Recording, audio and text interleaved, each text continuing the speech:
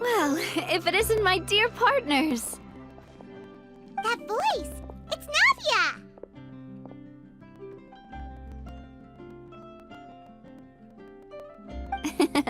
I didn't expect to run into you guys here today.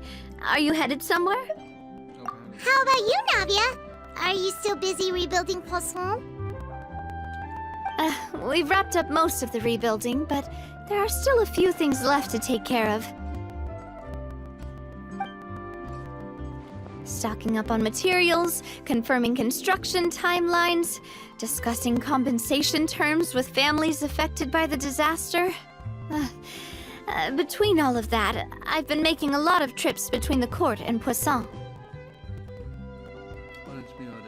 Well, though the victims have received relief payments from the court, in my opinion, as the administrators of Poisson, Spina di Rosula should take some responsibility as well.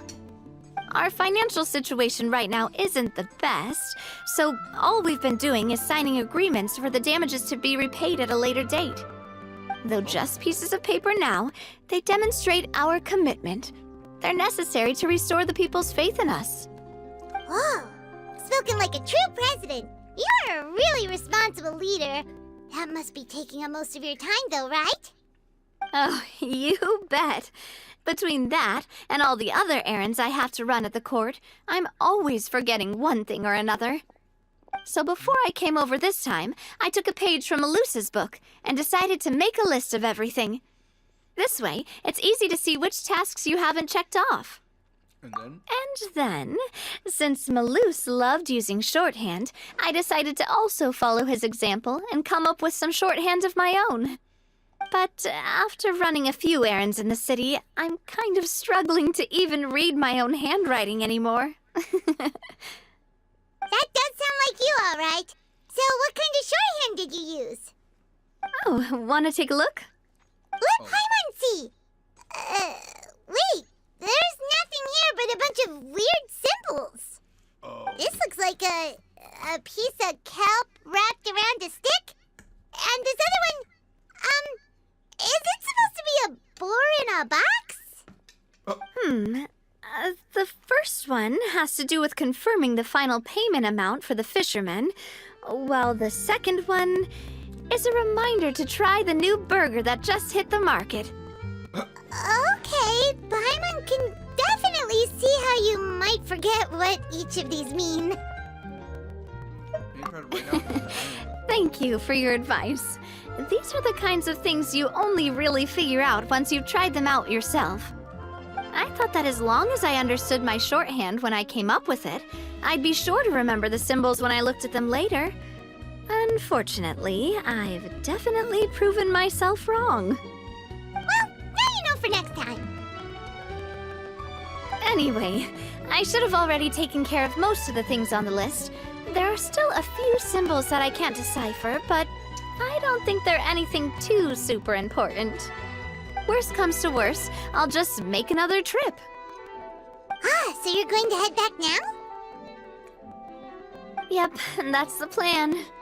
Oh, actually, since we talked about the reconstruction earlier, want to come with me and check out the town for yourself? You said you don't have any plans, right? So we can just catch a boat and head over. It won't take long at all. It's a bit sudden, but Paimon doesn't see why not. What do you think, Traveler? Then let's go. We'll take a boat over. Oh, you mean the aquabus, right? Like the Clementine one? Oh, sorry. I meant our own boat. The aquabus doesn't have a station near Poisson, so we'll use one of the Spina's boats. Sure. All right, follow me. I'll take you there.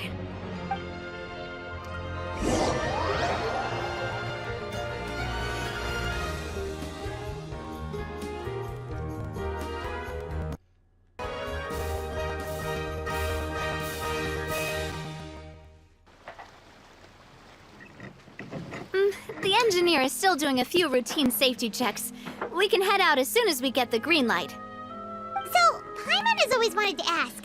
The 3 Aquabus lines are all named after people in your family, right? Oh. Yeah, that's right. Callus and Navia are self-explanatory, while Clementine was the name that my mother went by.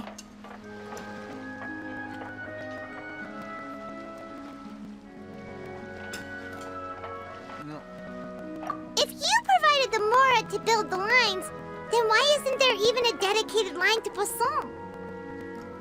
Spina di Rosula built all the lines, yet you still have to take a special boat just to go home. Paimon doesn't get it.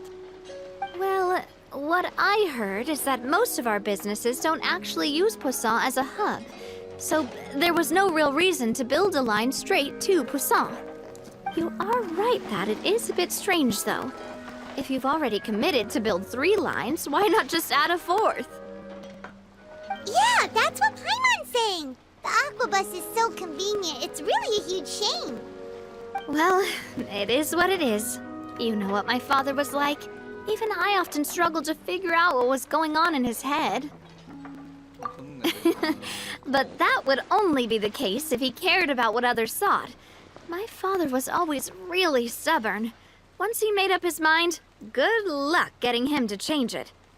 From what I've heard, the rights of all the other members of the Spina only went as far as giving him advice or suggestions, and no farther. That included my mother, too. Huh. Well, that explains why you weren't on the greatest of terms with him. Yeah, because I wouldn't just let him keep getting his way. He was just... not very agreeable. Boss, the boat's ready. We can head out. All right, then let's head out.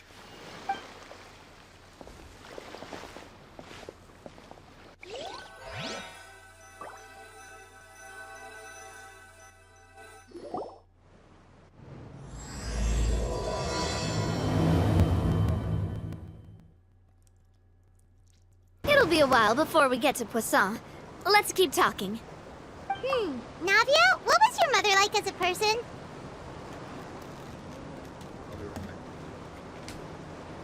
Oh, Paimon's sorry. She totally forgot that you mentioned before that she passed away during childbirth, so you probably don't remember her at all.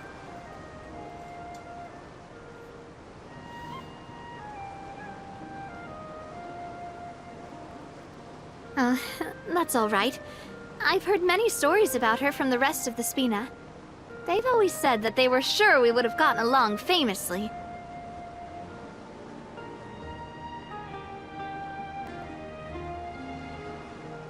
While my papa was stiff like a board, my mother was supposedly super cheerful and funny.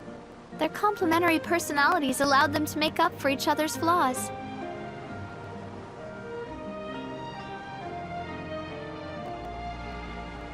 My father would run the businesses and expand our reach, while my mother would keep the peace and make sure that everyone was happy. Their work made sure that the Spina could grow and thrive.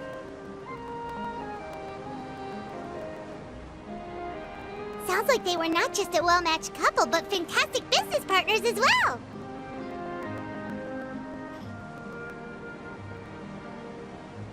Yeah, but those are just stories and anecdotes after all. It's hard for me to piece together a more complete or intimate picture of her.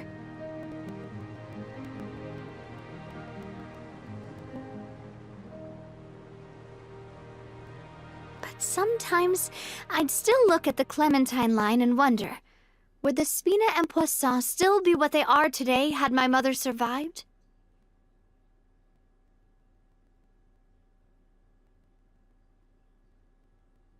Silver once said that a name is a kind of inscription, a way to etch a memory into the world. When given a name, a cold, inanimate object can gain a completely new meaning. So, I will always associate the line with her in my heart.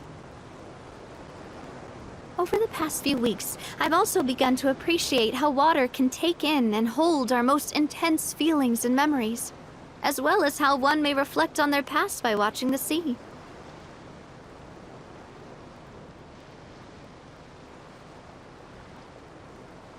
I've lost many beloved people and memories to the sea. Even though I cannot stop for them and must continue to keep moving.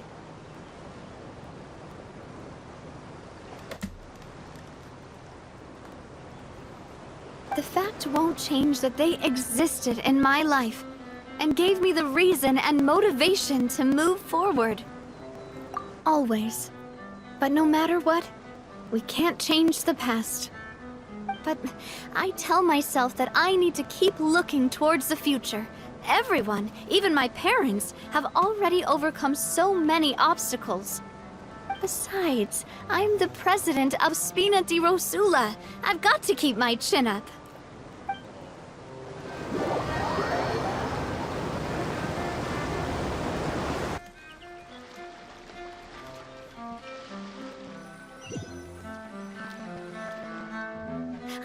We've reached the shore. Let's go. I'll show you the new poisson.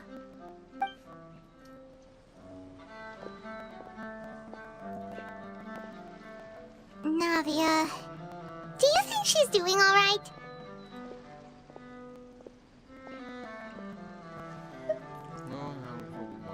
Okay, Paimon supposes you're right. She's really been through a lot. It couldn't have been easy shouldering so much by herself.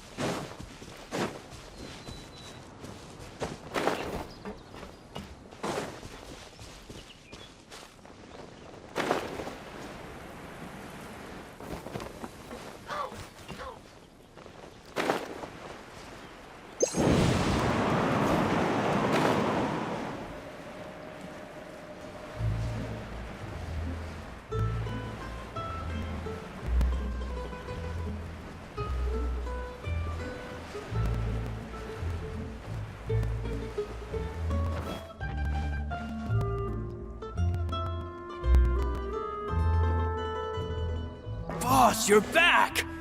Traveler and Paimon, welcome back to Poisson. Oh, hey! Fancy seeing you again, Florent. Is it your turn to take care of Navia now? Hey, I can totally take care of myself. For the time being, I'll go around without any attendance. We did hand over some of Malus's old responsibilities to Florent, though. It's been really nice to have him around to help out. Thank you for the compliment, boss. As you see, I've been working closely with the boss on rebuilding Poisson. Mr. Malus was an extremely capable and respected member of the Spina. I've got some really big shoes to fill. All right. There's no need to be so formal. Everyone's practically old friends by now. Were you waiting here for me? Did we manage to make any progress on the statue? Yeah, we contacted a sculptor about the job, but they can't get started on sourcing a correctly sized block without knowing the design that we want to use first. You're commissioning a statue? So basically, we've been meaning to commission a statue of my parents in commemoration of everything they've done for the Spina and the town of Poisson. But since my father was known as Callus the Unfaithful for the longest time, it would have been too controversial to commission a statue of him. But now that his name has been cleared, and the town is also being rebuilt, I thought this would be the perfect chance to actually realize this dream. The funds to build the statue were freely donated by the people of Poisson to show their appreciation for Miss Clementine and Mr. Callus and everything they did. Shouldn't Navia be free to Me? I'm just the newbie president that's running around and causing everyone trouble. No, you're not. Maybe we can have this conversation again in a few decades, once I've done more for the town and the people. Hey, there's no need to be so humble. Didn't you just help save the entire country? I agree wholeheartedly. I also believe that Boss should have a place on the statue. Hey, if you keep inflating my ego like this, I might just float off into the sky with my parasol. Just kidding. There's no way that I'd accept that kind of compliment at face value. At a minimum, I'd have to match what my father did for the people. Oh, that's what Thanks for the vote of confidence. I just don't think I'm ready yet. Anyway, Florent, now it's up to us to confirm the final design, right? We can ask the sculptor to start looking for a good block once we've decided on the poses for Miss Clementine and Mr. Callis. But we haven't had any real discussions yet on the possible designs. I feel like I should get a few promising designs first, and then send them over to you to review. There's no need for all that. Let's decide on a design right now. Hey, you! Come over here with me.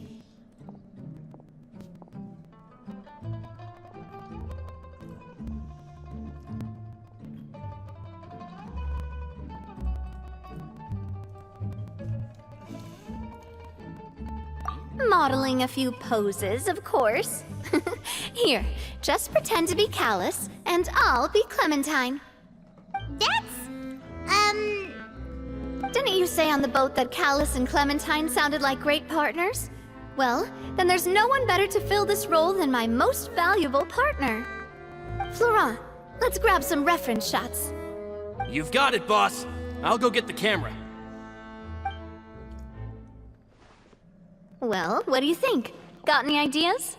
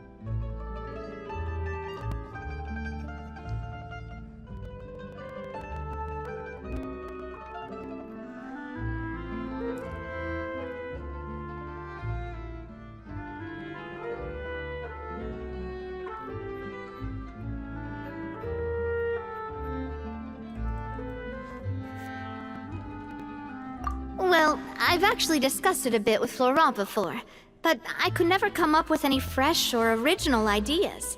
It's probably because my idea of them is already kind of set in stone. So, I want to pick your brain for a bit, and see if you can come up with some new and interesting ideas. I'm all good here, boss. Feel free to start posing whenever.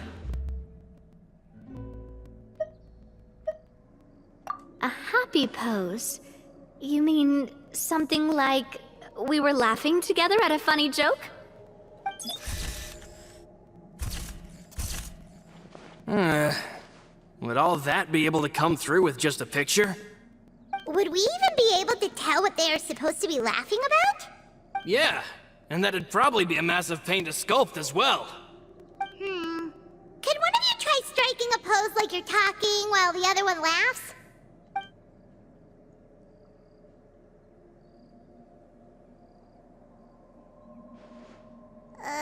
That actually sounds pretty hard to pull off. Forget it, let's try something else.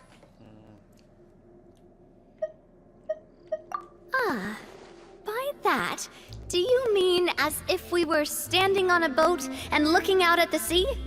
Sure, let's give that a try. Whoa, you really remind Paimon of a captain and their first mate. Look over there, my dear Clementine. As you can see, every tree on that island is dripping with mora fruit. But there's something off with the composition. This pose makes Mr. Callus look too tall next to the lady.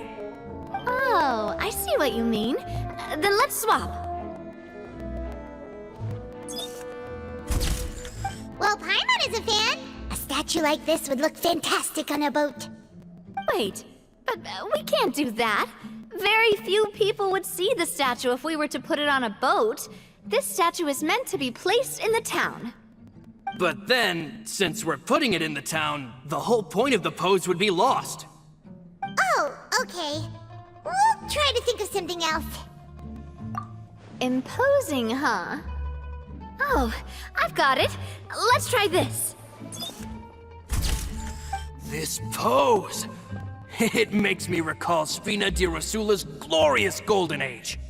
But isn't Clementine's pose a bit too bold and heroic? Was she really that kind of person? If we were to stick with this pose, maybe people would wonder if she was actually the real boss behind the scenes.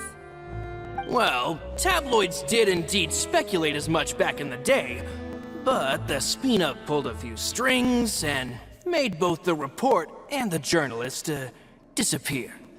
Oh, Paimon was just kidding! Please don't make Paimon disappear. What Florent meant was that we asked the journalist to choose a new alias. You're right, though, that this may not accurately represent the image of her in our hearts. Let's try to come up with something else.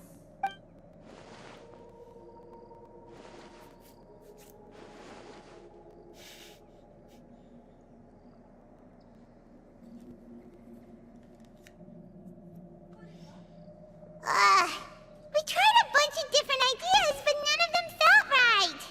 Paimon's all out of brain juice now, too. Oh, don't worry. We still got a lot of reference shots out of the session, and each of them can be considered to be a souvenir in their own right. Let's just keep the ideas we tried as backups. Man, if I knew I was going to do a photo shoot with the Traveler, I would have prepared a lot of outfits and props ahead of time. Oh, outfits! Oh, that's the errand I forgot back in the city. Do either of you still remember that girl? The girl I went to see with you two. Her name is Adele. Oh, Paimon remembers her. She was the one that we met while investigating Mr. Callus's case, right? Cheerleader fought Johnson. Yes, that's exactly who I'm talking about. So, after the case, she was finally willing to talk to me, and she told me that she wanted to join the Spina too. I said that it's fine, but young children are not allowed to join the Spina. She will just have to wait a few years, and then we'll welcome her with open arms. Since she's still a child, though, she thought I was just trying to let her down gently. But how could I get her to believe that I meant what I said? In the end, I came up with an idea. I'd have a Spina uniform made and give it to her as a gift. But I got so busy and distracted in the city that I forgot to pick the uniform up. So I did forget something important after all. Don't worry, boss. I can send someone to pick it up right away. On the matter of the statue, we should still come up with a few more ideas for the design. I'll have to trouble you to source some for me. We could have just done that from the start.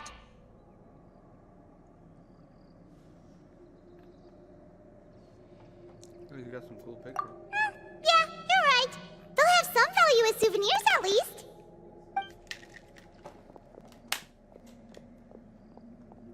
Sure, Mom. Navia! Florent, guess who's back? Huh? But aren't you supposed to...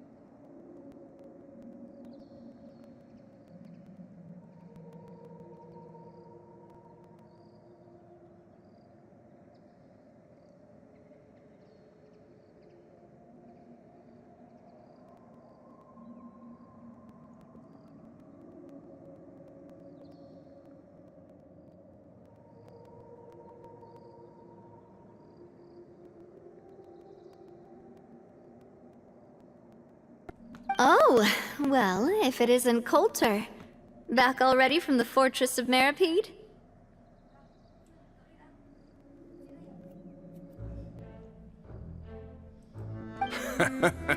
That's right. I finally finished serving my time. Gotta say, turns out I was a lot tougher than I thought.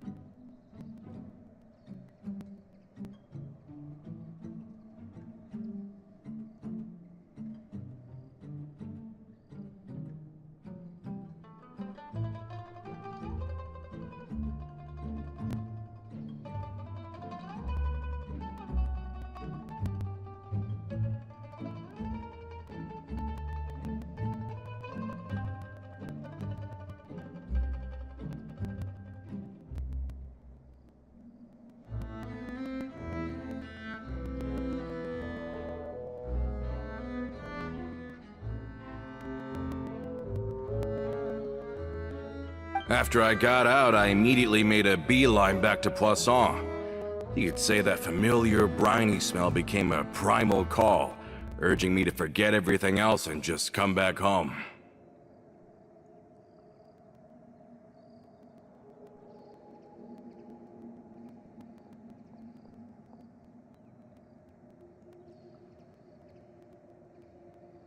You wouldn't believe how much I've missed Melissa's grilled fish.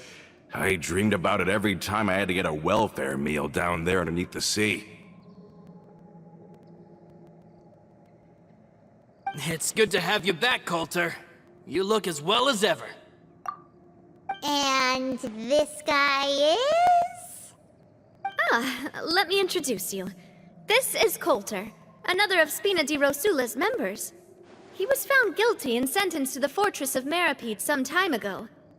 But, looking at it now, it was probably another one of Marcel's plots while he worked at the Confrérie of Cabrières.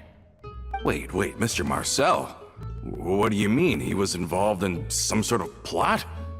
Have you not heard anything at all about the water from the primordial sea case? Well, I know that Fontaine got flooded, but then the water levels miraculously receded. I thought that was all there was to it and didn't care to ask for any more details. Do you mean Mr. Marcel was somehow involved with all that? Oh, looks like we'll have to explain everything from the top. That case, a lot of things have happened in Poisson since then. First things first, let me introduce you to these two. They're my most trusted partners, and they've been with me through thick and thin. Now you could call them Spina di Rosula's VIP helpers. Oh, nice to meet you. I don't recall Navia ever generously complimenting anyone like that before. So you must be pretty amazing to get that from her. Yeah, we are indeed pretty amazing. But we've been cool since before we even met her.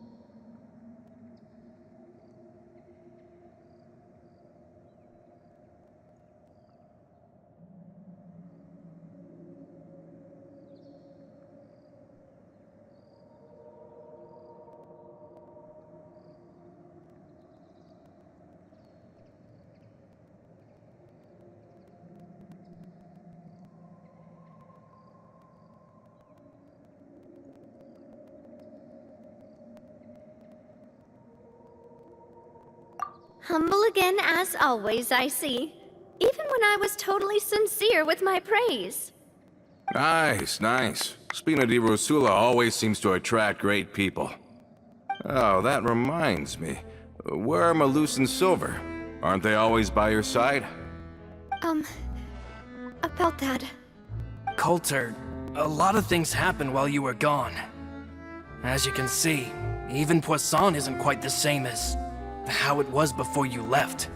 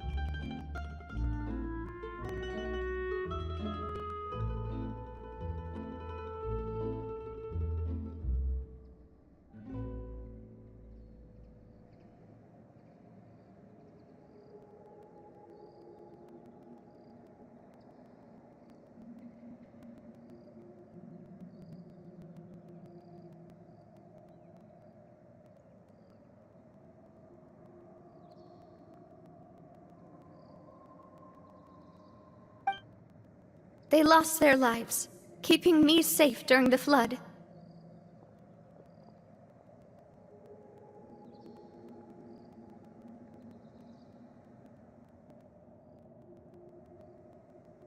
What did you say?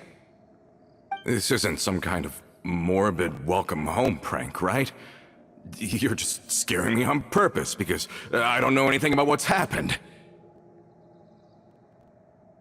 I'm sorry, but it's the truth. They weren't the only people we lost either. Many others, including Melissa, also lost their lives in the disaster. Luce and Melissa, dead. They're just gone? Luce, I was planning to give him a surprise gift once I ran into him again in town. I can't believe it. Hey! Keep it together! Malus and Coulter were friends for many years, and even served on many missions together during the early days of the Spina. I can understand how he feels. Let's sit down somewhere, so I can tell you everything that has happened while you were gone. Fair warning, there was a lot. Okay.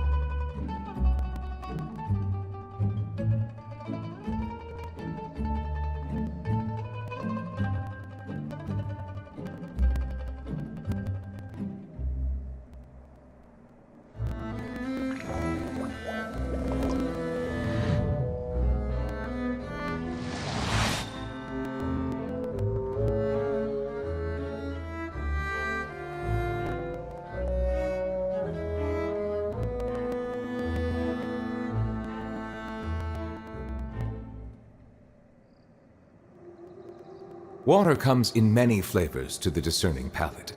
Mondstadt's water is crisp and pure, while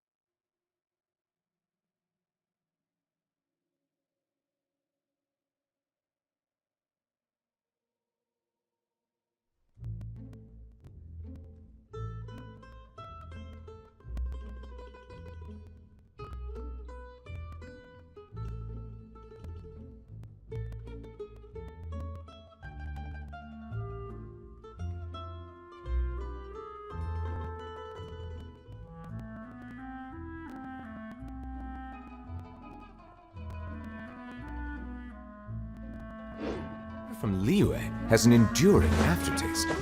In Inazuma, the water possesses a depth of flavor unlike any other. Sumeru's water, meanwhile, has a rich and complex flavor profile, but it must be savored patiently to fully appreciate it.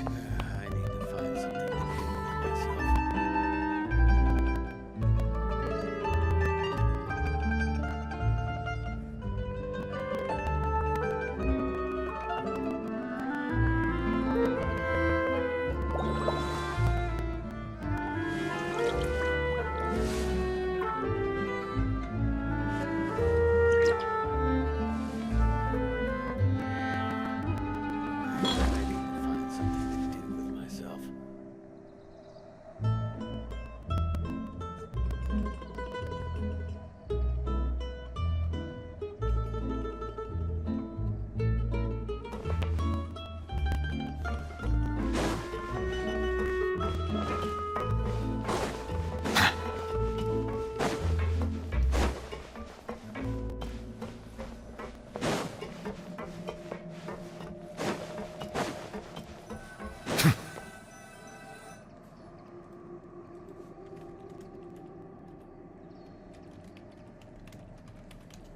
All of this, it's unbelievable.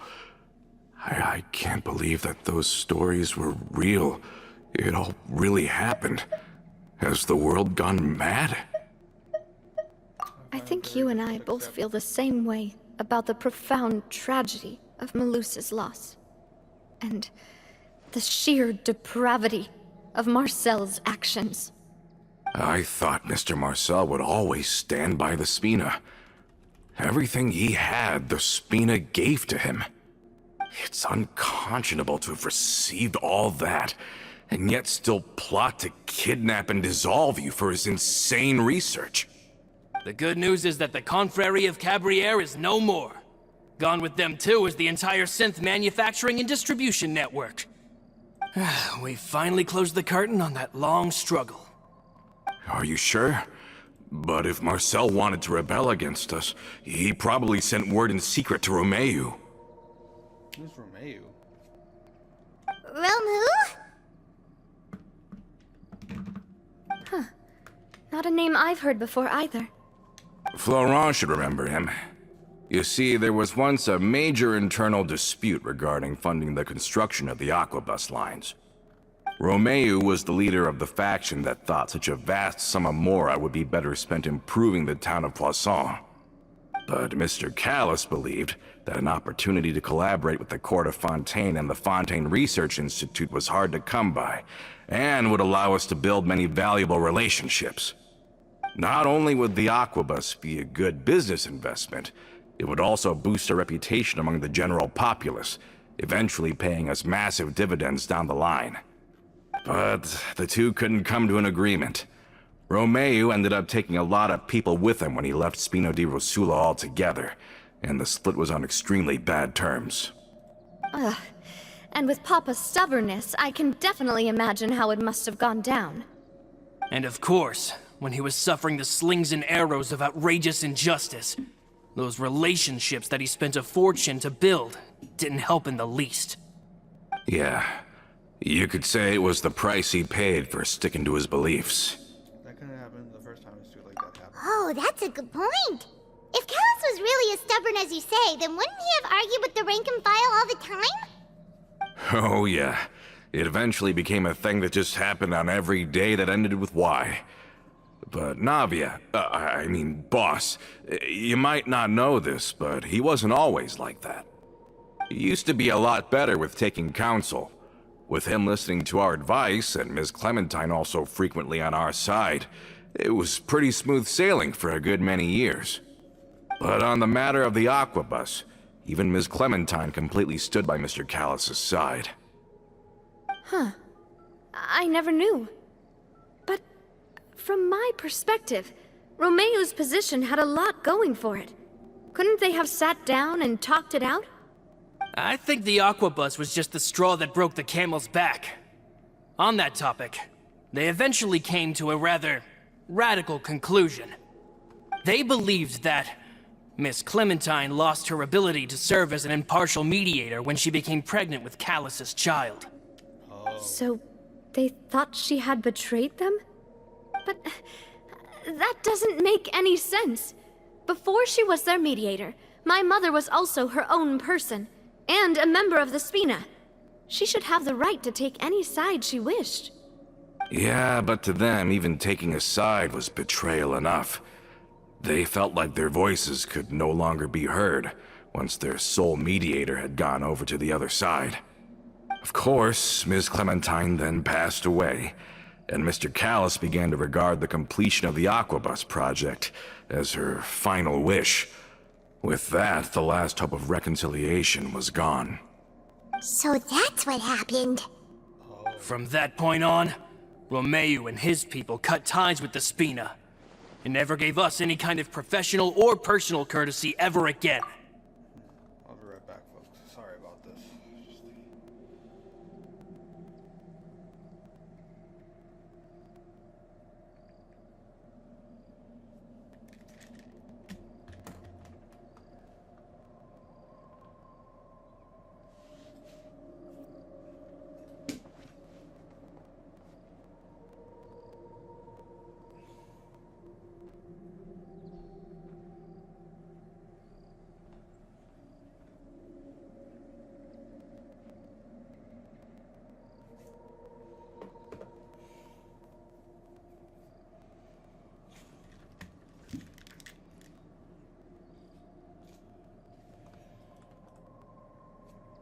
Perhaps they've regarded us as enemies ever since they left. But even so, there is still no proof that they ever acted in concert with Marcel. I've also heard that they aren't in a good financial position, so they've been lying low for a while. But as long as they exist, they'll continue to be a threat. I think Coulter's got a point. Both Marcel and Romeu had my father in their sights for a very long time. Even though Marcel's faction has been dissolved, we still don't know anything about Romeu's whereabouts. If they're still trying to get revenge on us, with how distracted and vulnerable we are, now would be the best time. Good thinking, boss. We should keep an eye on them at all times. I'll let my men know right away. Thank you for that, Florent. And Coulter, thank you for telling me about this as well. Don't worry, it's nothing. Do you have a moment right now? How about we go out for a walk? I've heard so many incredulous things today. I'm finding it a bit hard to calm down even now. I mean, to think that I'll just never see them again. In that case, why don't we go back to the court? I can pick up Adele's uniform while we're there as well. It'll save Laurent's guys a trip. Want to come with me again, you two? You don't mind, do you, Coulter? Of course. That's fine by me. Then let's go! Paimon feels like a lot's hinging on this visit.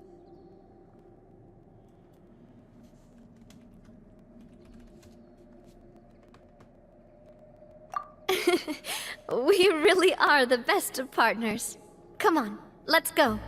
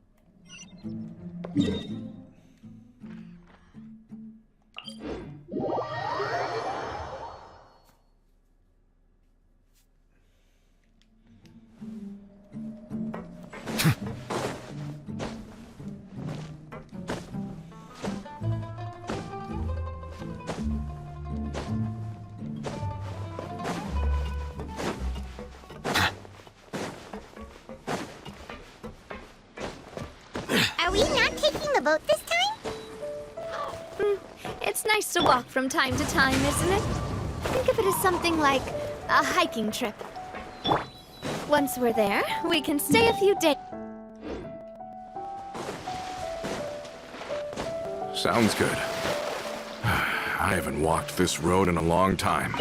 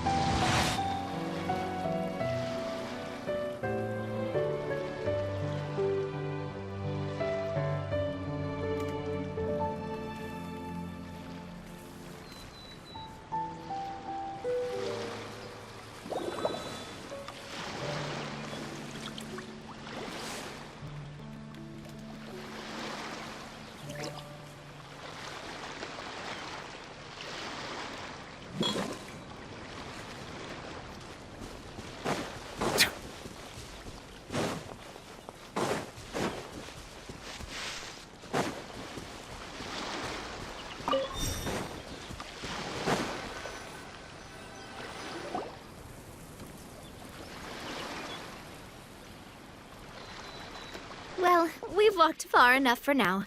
Let's take a break.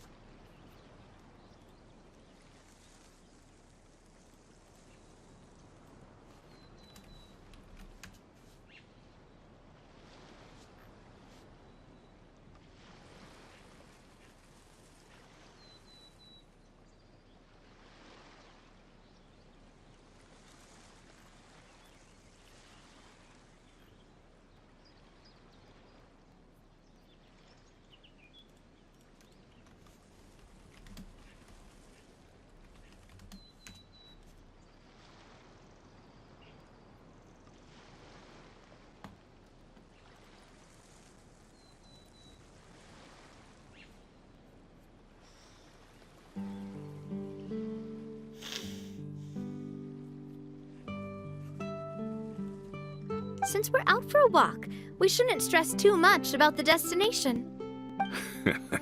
I've grown old, so I'm not as fit as before. It's a good thing that at least my work down in the fortress was quite the workout.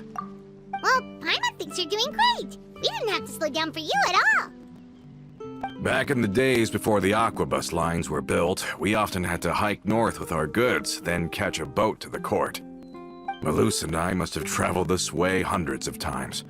When we were tired, we would lay down for a while on the grass, and when we were hungry, we'd catch a fish or two. The Spina was still on the rise back then. Mr. Callus was generous, and everyone had the chance to strike it rich, so of course we all worked really hard. And now, in the blink of an eye, the aquabus lines have been built, and this road has fallen into disuse. Oh, I know. I was just being a little nostalgic. Then let's stay here a bit longer. Anyone want snacks? Oh, is this another chance to try some of Navia's macarons? Paimon's been dreaming of them. Yep, I figured you wouldn't say no to a few more. Oh, wait. Let me check if I have all the ingredients. Malus and Silver used to take care of tasks like this. Okay, the stove's looking good. And as for the ingredients, seems like we're all out of flour and sugar, the two most important ingredients of all.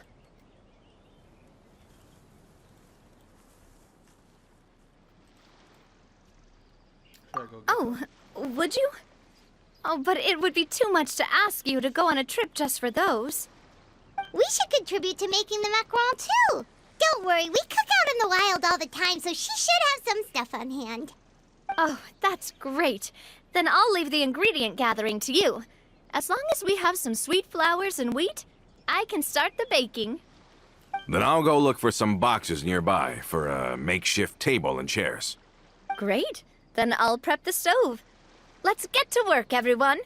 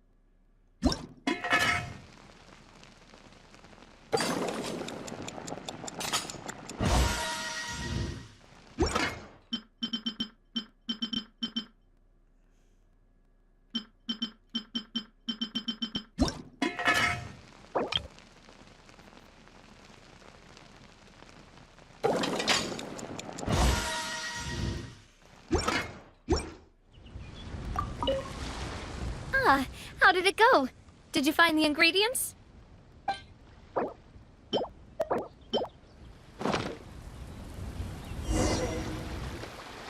You've all done your part. Just leave the rest to me. Whoa, these macarons look and taste magnificent! Your cooking is as good as ever, Navia. Boss's baking skills have always been famous. Everyone in the Spina knows how exceptionally talented she is. Oh, it's just a hobby. There's no need to praise me for it like that. Have you two seriously never considered joining us? You're so close to the boss, and she obviously trusts you with all her heart, so...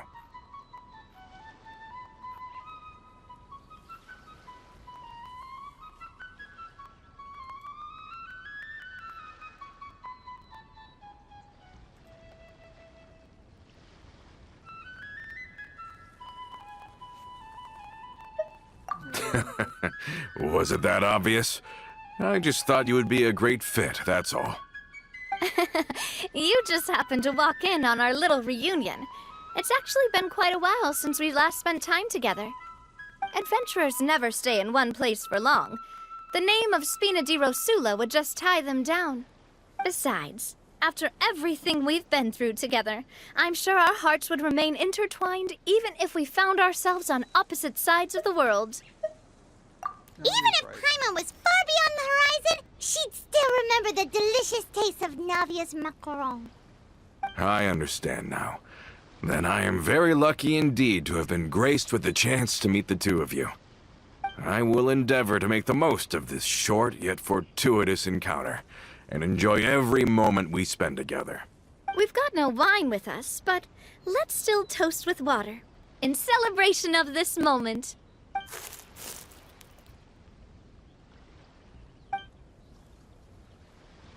Cheers!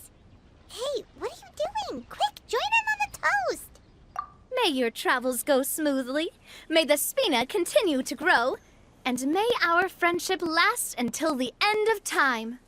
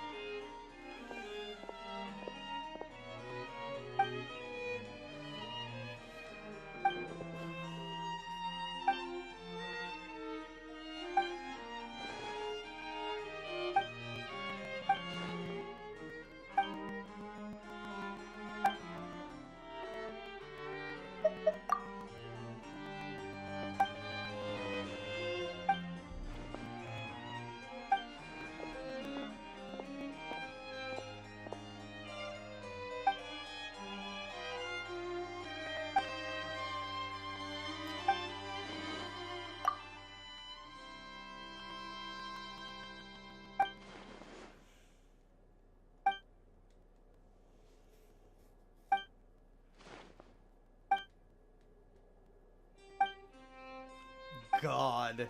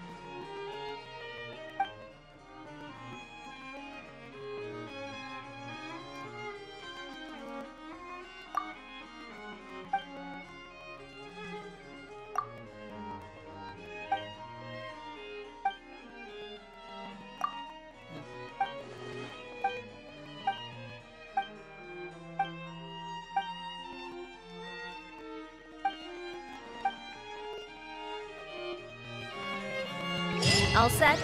Let's move out then.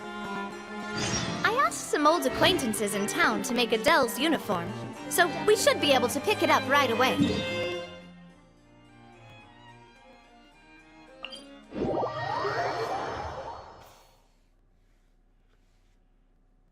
I'll be right back, folks. Let me just...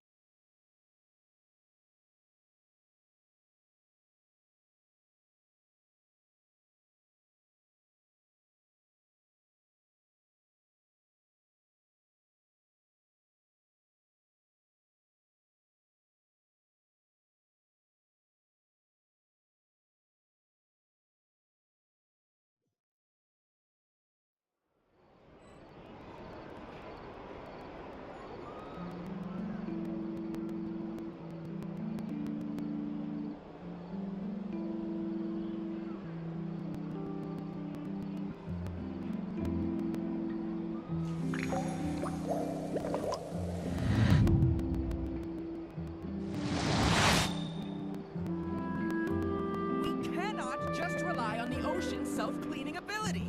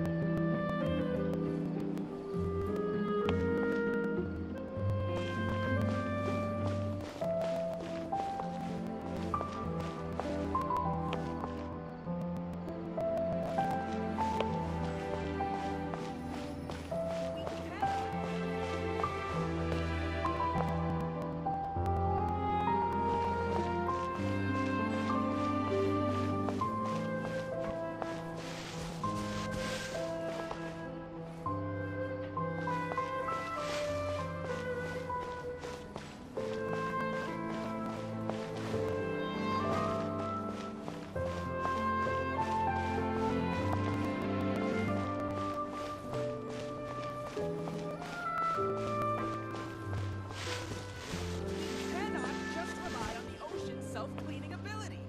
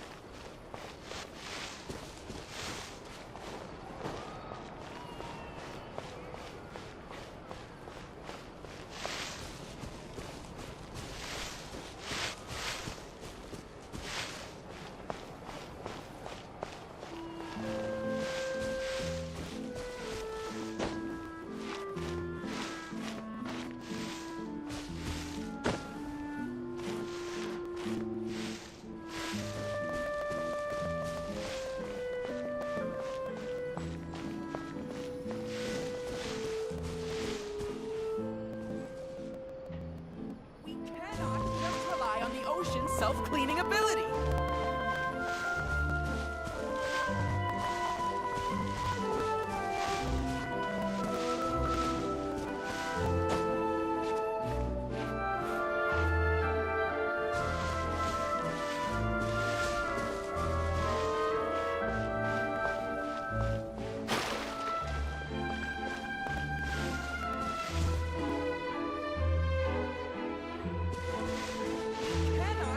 Rely on the ocean.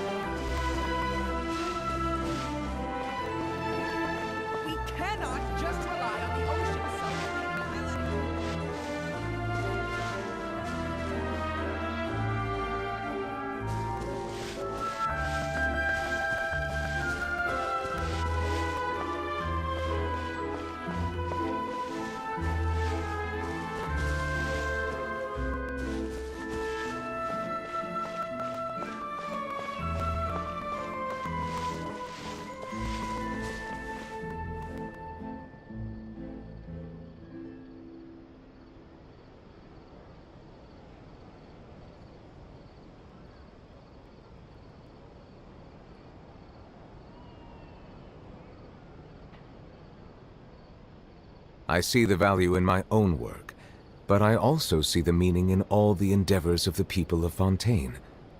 I believe I will continue to take pride in fulfilling my duties.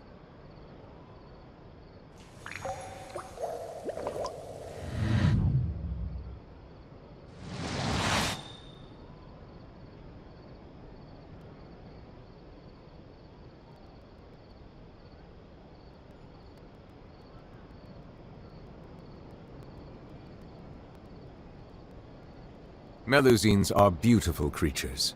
They are the pride of Fontaine. Be sure to befriend them and cause them no harm.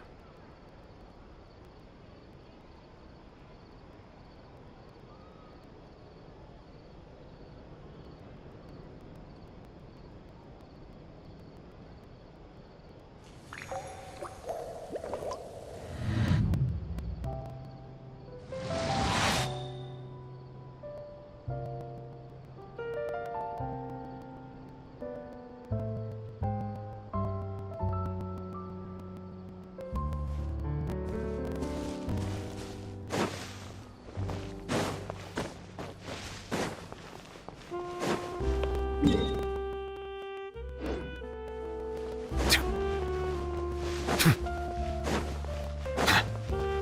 cannot just rely on the ocean's self-cleaning ability.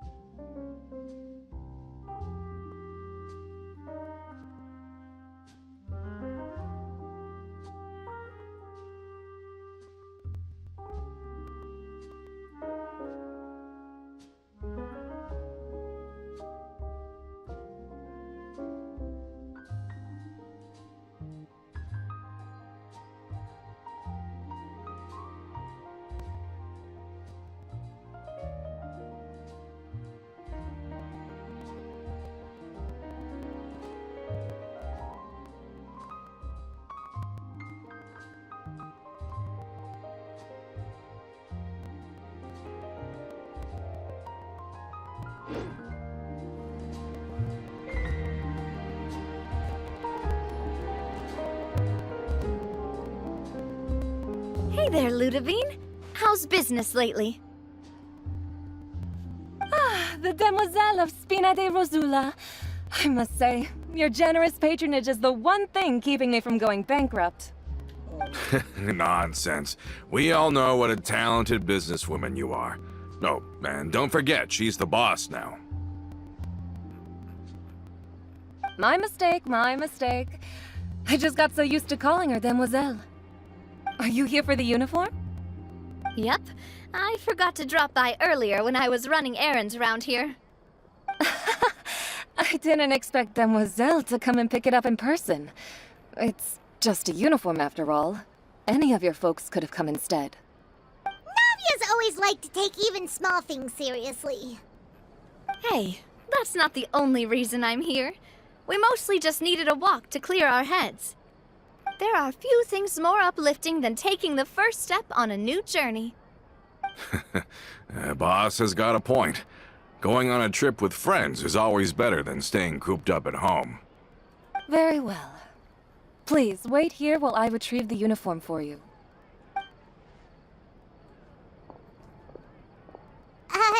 Can someone remind Paimon again why Adele wants to join the Spina? She hasn't given me any concrete reasons. All she says is that she really looks up to me. After we cleared her father's name, she became a lot more cheerful and outgoing.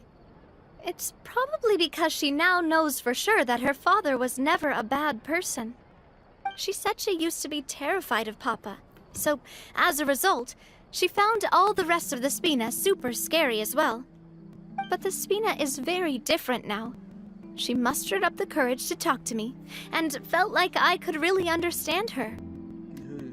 Yeah, you could say that. By uncovering the truth about the case, I was able to give her closure at the same time. She said that she wanted to become someone like me, someone who could lend a hand to others, instead of standing still and waiting for others to help her. From the sound of it, she'll be a wonderful addition to the Spina. I think so too. But for now, let's focus on giving her a great atmosphere to grow and thrive. She can commit to us once she's older, and can really make that decision for herself.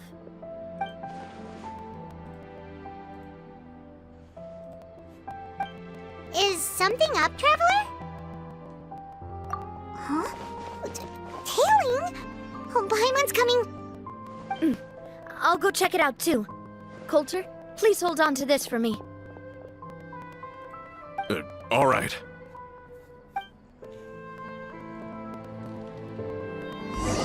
Paimon saw them too! They headed up! Stop right there!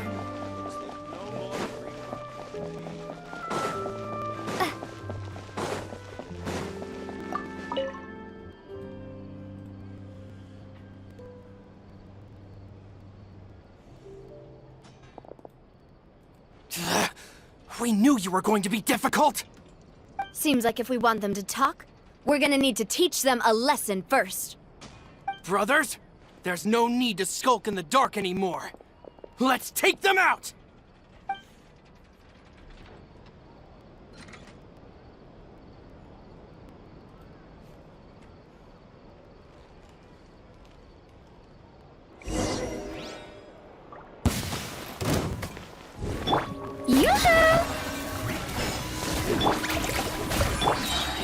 The tides beckon.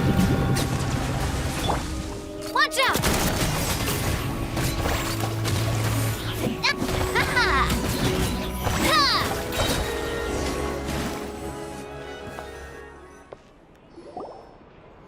Now, talk. Who are you? And why were you tailing us? Don't think we'll let you off easy if you keep silent. You got people up, above, and below as well. How did it go, boss? Are any of you hurt? If you thought they stood any chance against us, you were sorely mistaken. Anyway, stop playing tough and start talking. There won't be any room for negotiation once the Maison Gardiennage gets involved. We're looking to get vengeance on Spina di Rosula. We were discovered, and can't beat you in a fight. We admit it. We lost. Get revenge? Wait, you're not Romeu's followers, are you? You actually know that name? But if you do, then surely you should understand why we hate you so much!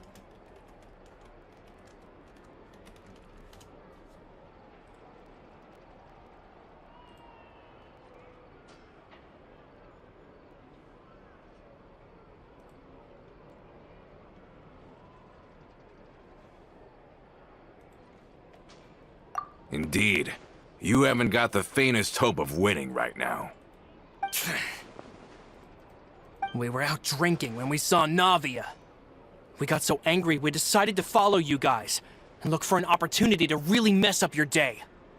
Too bad you guys messed up ours first.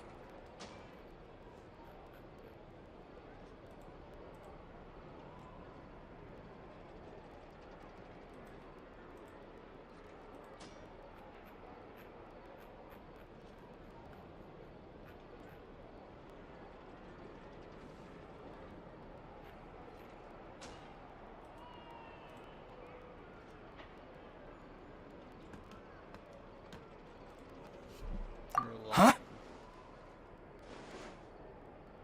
You're pretty sharp. But so what? We didn't do anything. And now it should be pretty obvious that we can't do anything to you anyway. Seeing you like that just really ticked us off. And we let the drink go to our heads. Listen, Callus is long dead. No matter what happened in the past, I want to be able to start things anew. I am the current president of Spina di Rosula. If your boss wants to talk with me, I'd be happy to meet with him. I won't press charges for your attack. That should also help demonstrate my sincerity. I understand. Thank you. Oh, he isn't. I'll let our boss know. But if you so much as think about pulling something like this again, I won't be so lenient next time. Understood? All right. We get it. Come on, let's go. Are you sure it's okay to just let them go like that, Navia? I don't want to inherit my father's grudges, too. Moreover, when it comes to the Aquabus, I don't think what my father did was entirely correct either. If the other side is willing to talk, I'm happy to open the door for a reconciliation. Opportunities for new beginnings are all around us. I support Boss's decision as well. The concept of an eye for an eye is a primitive practice that has no place in today's Spina di Rosula. Yes. Plus, we already know that they're strapped for cash. If their financial situation is that dire, they don't have what it takes to challenge us. So this may be the best time to talk. I still think we should keep an eye out for Romeu's folks, though. If he decides to ignore the warning I gave his men, then we could still have a fight on our hands. Yeah, those guys definitely didn't look like big fans of yours. I'd rather things not go that far, since, though we haven't talked to each other for years, once upon a time we were all a part of the Spina di Rosula family. Yep, that's how I feel as well. Anyway, now that we've sent them packing, we don't have to worry about those guys anymore. It's getting late already, so why don't we stay the night in the Fleuve Cendre? We can head back to Poisson tomorrow. I'll also ask someone to write Florent a letter and inform him of everything that happened here today, so he can increase security around Poisson and be on guard against any suspicious individuals. Do we have to stay in the Fleuve Cendre again? Even the pillows there smell like seaweed. Sorry, that's just what happens when you live near water and don't get much sunlight. Poisson's pretty much the same though, so I've long since gotten used to it. We can still go out in the evening for some grilled fish and drinks though. Bet you there'll be people singing sea shanties too. How does that sound? Huh. That does sound pretty cool. Okay, Paimon's on board now. Let's go. Paimon wants to sing too.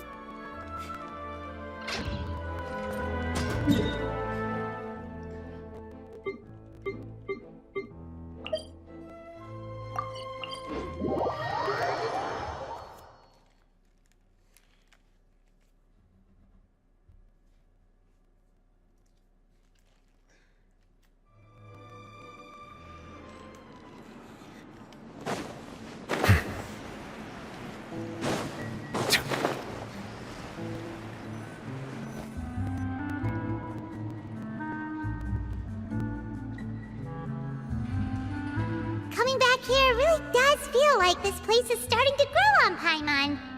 If you think about it, it would be kind of weird if the Spina's base at the court was some super luxurious building like the Palais Mermonia. Totally. Right on the money, Paimon. Although, of course, with the continued growth of the Spina, Papa wanted Poisson to eventually grow into a metropolis, not unlike the court. He was a very ambitious man, who rarely looked behind or beneath him. For better or worse, that always made him stand out from the crowd. And that's also why people hated him just as much as they loved him. All right. Why don't you go wait for me at the restaurant? I'll go do some prep, and I'll get someone to tidy up your room while I'm at it. You can use the same room as last time. You still remember the room number, yeah? Yep. Kinda hard to forget when there are only so many rooms here after all. Oh, did I just hear someone taking a dig at Fleuve Cendre? I'll tell my guys to stuff your pillows full of actual seaweed right now.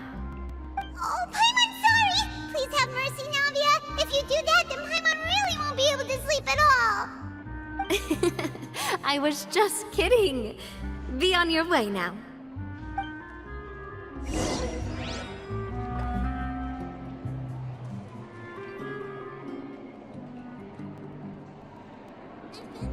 I guess I'm finally on the right path.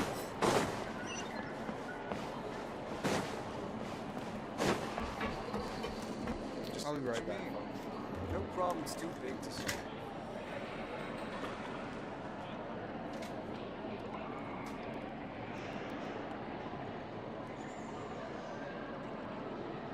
I really need those parts. Water comes in many flavors to the discerning palate. Mondstadt's water is crisp and pure, while water from Liyue has an enduring aftertaste. In Inazuma, the water possesses a depth of flavor unlike any other. Sumeru's water, meanwhile, has a rich and complex flavor profile, but it must be savored patiently to fully appreciate it.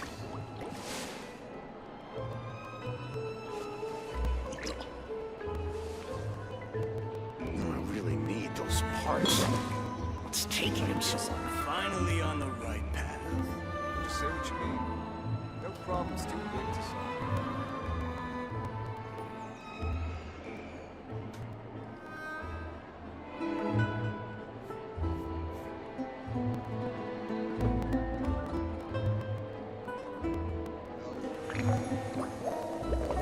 I really need those parts.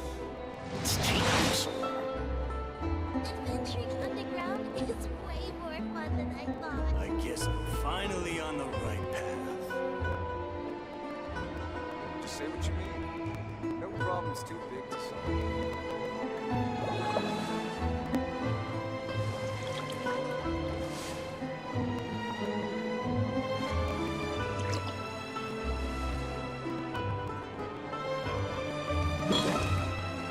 I really need those parts. What's taking him so long? Finally on the right path.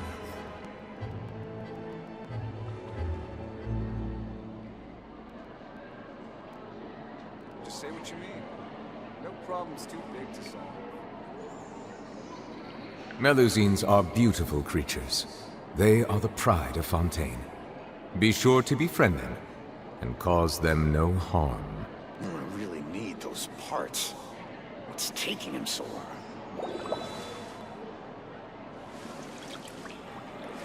I guess I'm finally on the right Say path. what you mean. No problem's too big to solve.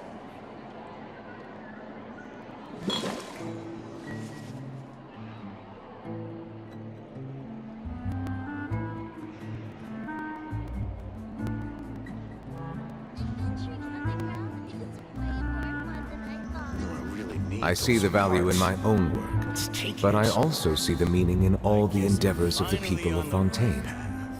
I believe I will continue to take pride in fulfilling my duties.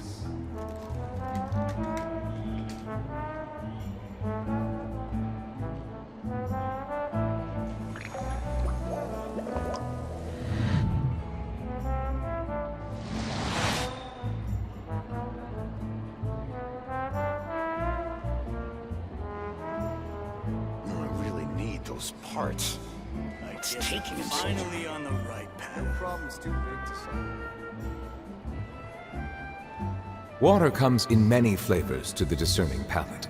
Mondstadt's water is crisp and pure, while water from Liyue has an enduring aftertaste.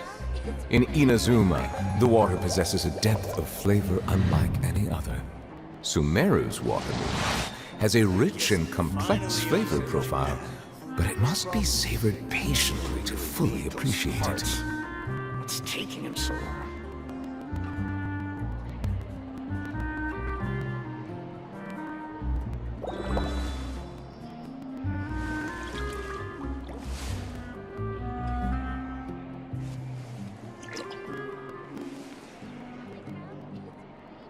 I guess I'm finally on the right path. Just say what you mean. No problem's too big to solve. I really need those parts. What's taking him so long?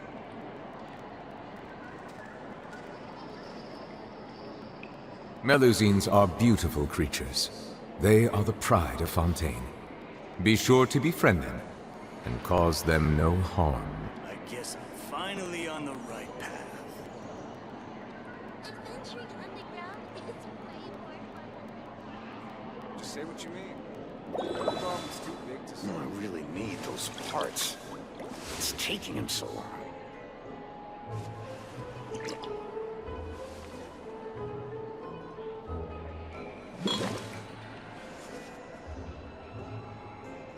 I guess I'm finally on the right path.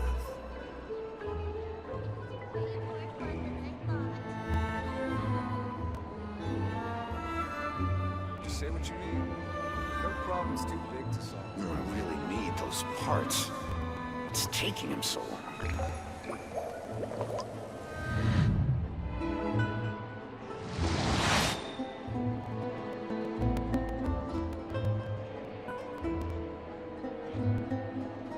I guess I'm finally on the right path.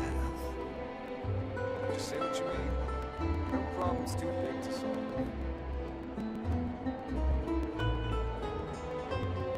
I really need those parts. Water comes in many flavors to the discerning palate. Mondstadt's water is crisp and pure, while water from Liyue has an enduring aftertaste. In Inazuma, the water possesses a depth of flavor unlike any other.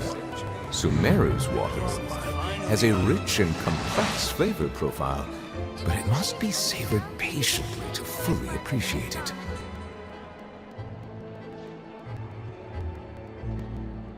I really need those parts. What's taking him so long?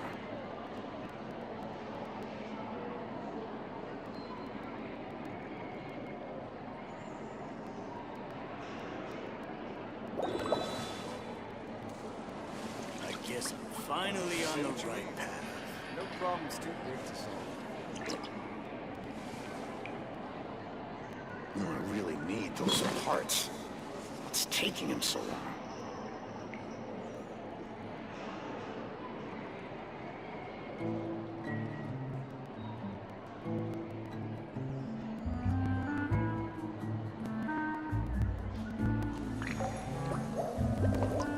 Adventuring underground I is guess way I'm more finally on the right path. Just say what you mean. No problem's too big to solve. I really need those parts. What's taking him so long?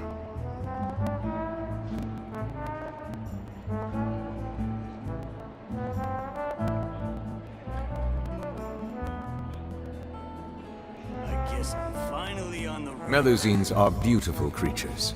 They are the pride of Fontaine. Be sure to befriend them and cause them no harm.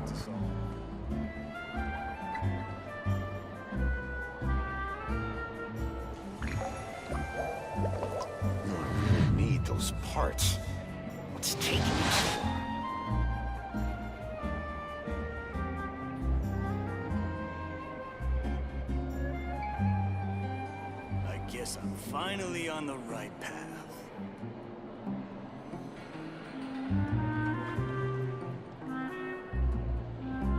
Just say what you mean. No problem's too big to solve. Water comes in many flavors to the discerning palate.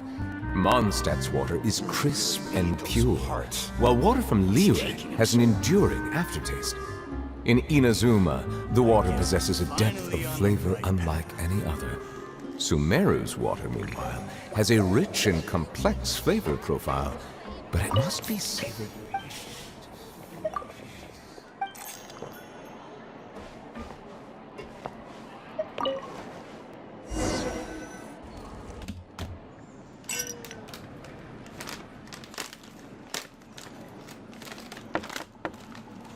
Hello?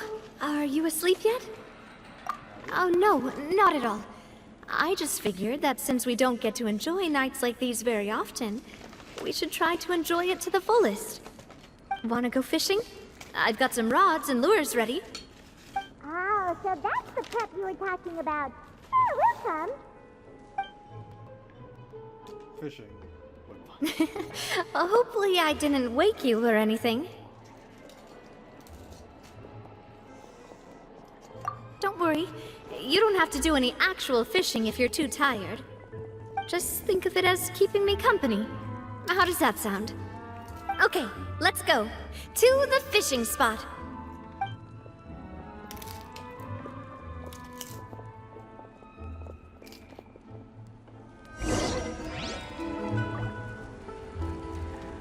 Just say what you mean.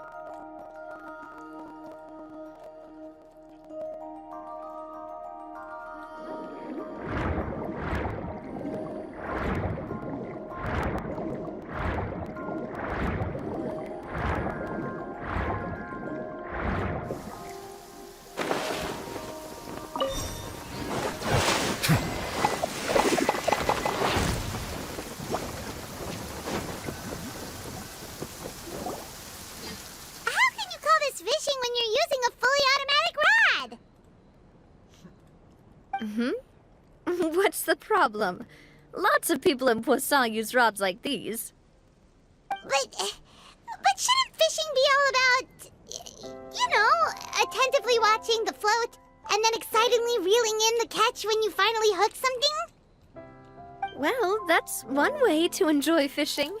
What do you think, Traveler? Then, let's try regular rods next time. We can have a real fishing competition. Honestly, Paimon's mainly shocked at how much energy you still have at this hour. Usually by this time of night, it's a struggle for Paimon to even keep her eyes open. Huh. It might just be something that runs in my family. That's a thing? I'm sure you'd get even sleepier if I delved more deeply into it. Anyway, I was just thinking about how grateful I am to my mother, as well as the rest of the Spina.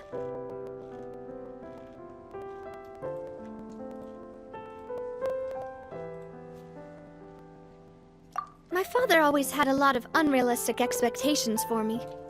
But the more that he tried to get me to become like him, the less I wanted to listen to what he had to say. My mother never had those kinds of expectations, though. I've heard that she had only one wish for me, which was that I would have a happy and secure childhood. All the members of the Spina greatly respected her wish, so no matter what I did as a child, they were happy to humor me. Can you imagine? Whenever my father wanted to scold me for something I'd done, everyone would form up into 2 rows and just stand silently and listen to him rant. Malus and Silver were always there too. No matter what Papa yelled, nobody else would say a word. Eventually, Papa must have recognized scolding me over trivial matters was pointless, because he eventually stopped getting on my case so often. Paimon would have never guessed. Yeah. Looking back on it now as an adult, I can hardly believe how patient and kind everyone was. When I was young, I often thought that I could do whatever I wanted, because there'd always be someone there to clean up after me. But once, I saw Malus come back wounded. He wouldn't tell me how he'd been injured, but I could tell it had something to do with me.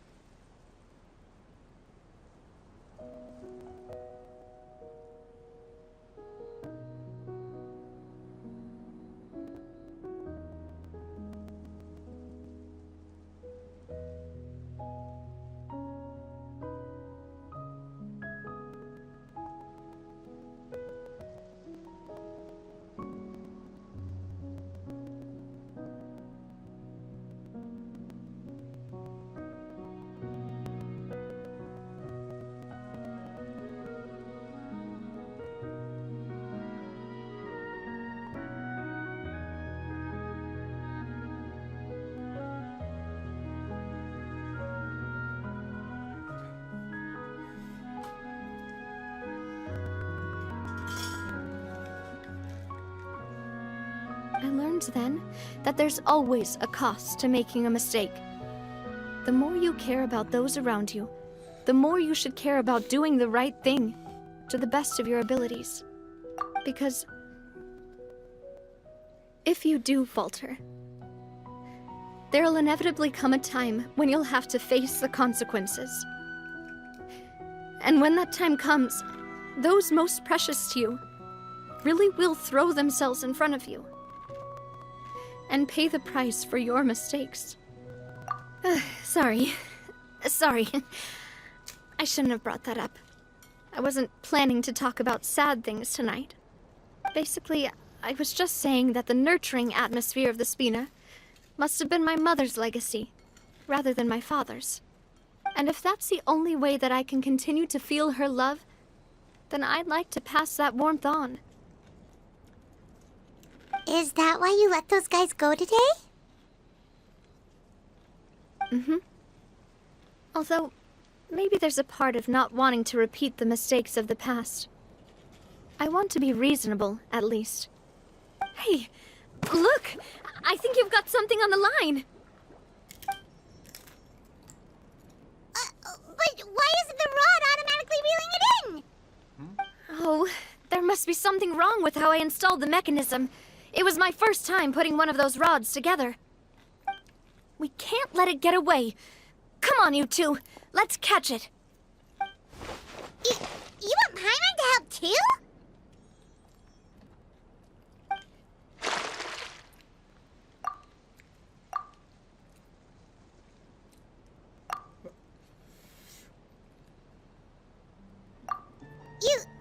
You didn't attach a hook to your line?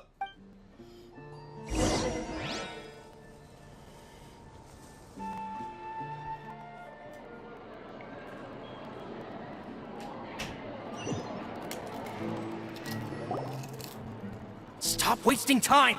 The boss ain't gonna wait all day! We'll go ahead with the operation tomorrow. Do with that information as you wish.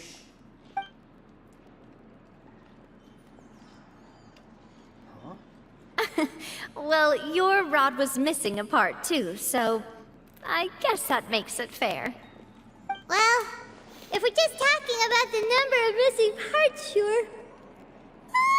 Oh, never mind. Paimon really can't keep her eyes open anymore. All right, go to bed. I had a great time today.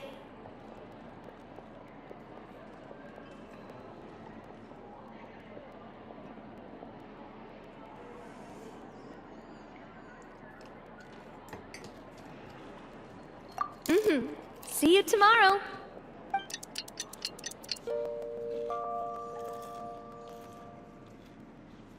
So how was last night? Did you get a good night's sleep? Paimon dreamt that she danced with the sea stars, so you could say it was stellar. Get it? Huh. Where'd you get that from? I love her. I didn't know you had such a great sense of humor. See? This guy gets it! Anyway, let's head out. I'll arrange for a boat to take us back to Poisson. I'm sure Adele will be happy to see you two again. Paimon hopes she'll really appreciate your gift. I hope so too.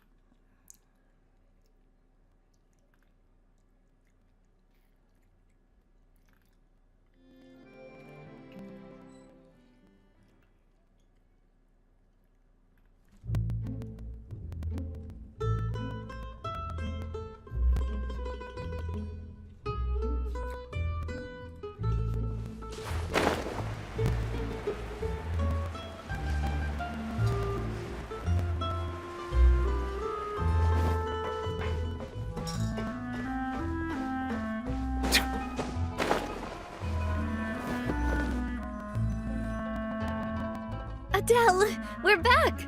We brought you a gift from the court, too. Whoa! Thank you so much, boss!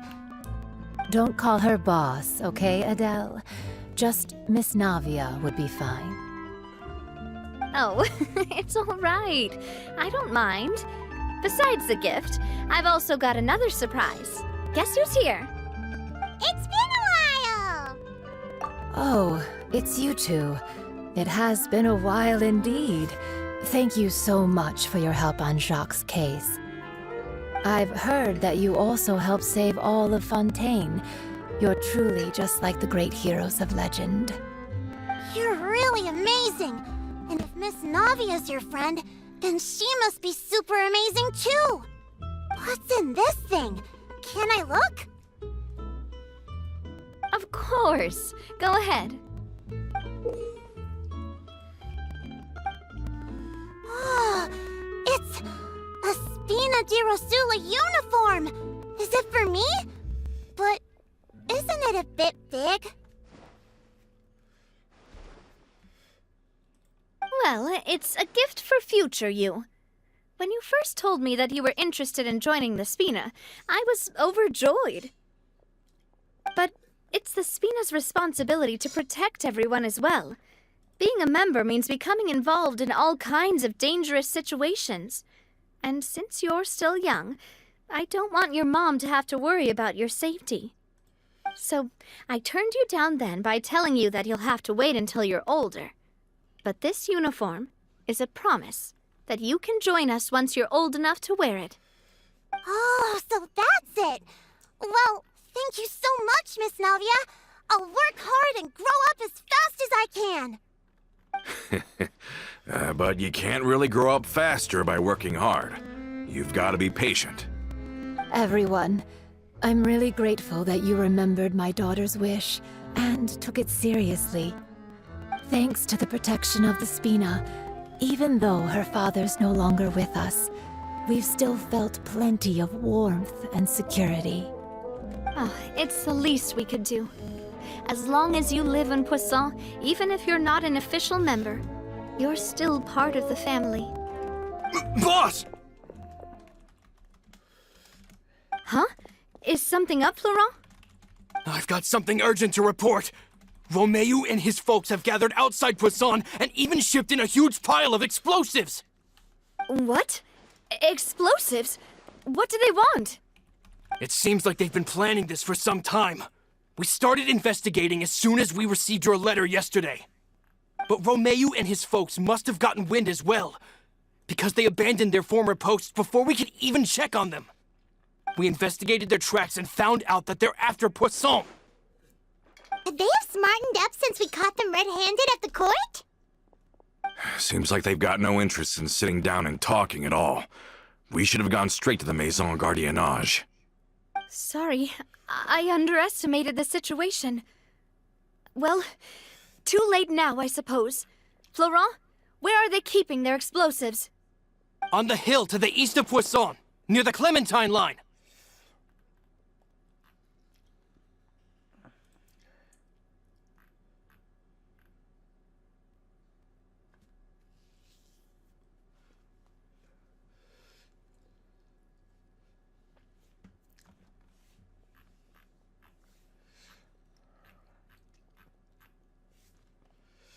They want to blow up the Clementine line? Certainly sounds like it. Romeu and his followers hate the Spina and everything to do with Callus. And the Aquabus was the source of their contention. If they manage to blow up the Aquabus line, all that rubble will come crashing down the hill and straight into Poisson. Are they insane? There's tons of innocent people in Poisson!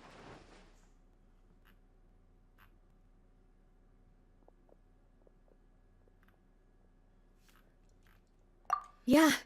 If they've been planning this for ages, they're definitely not going to let this opportunity slip by.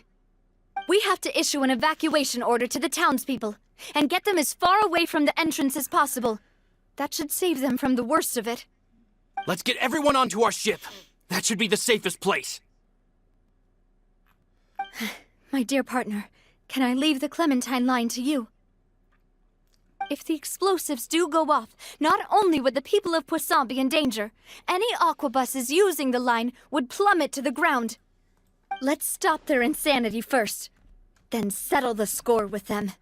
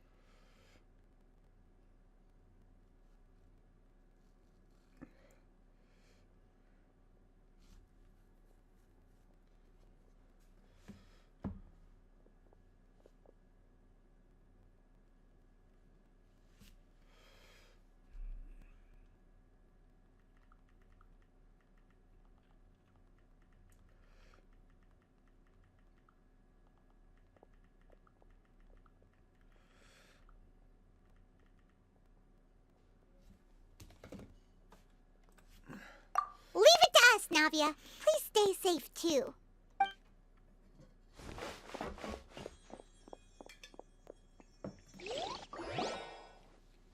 Let's go, you two. We've got to act fast. Miss Coralie, please take Adele to the ship.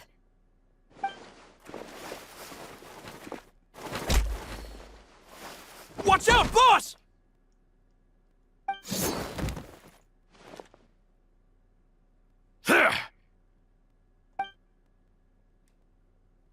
What do you think you're doing, Coulter? I thought all the annoying little hindrances had left, but I still couldn't get rid of you. Why? You mean this was all a trick? So that you'd be left alone with me? Coulter, Are you with Romeo too? Oh.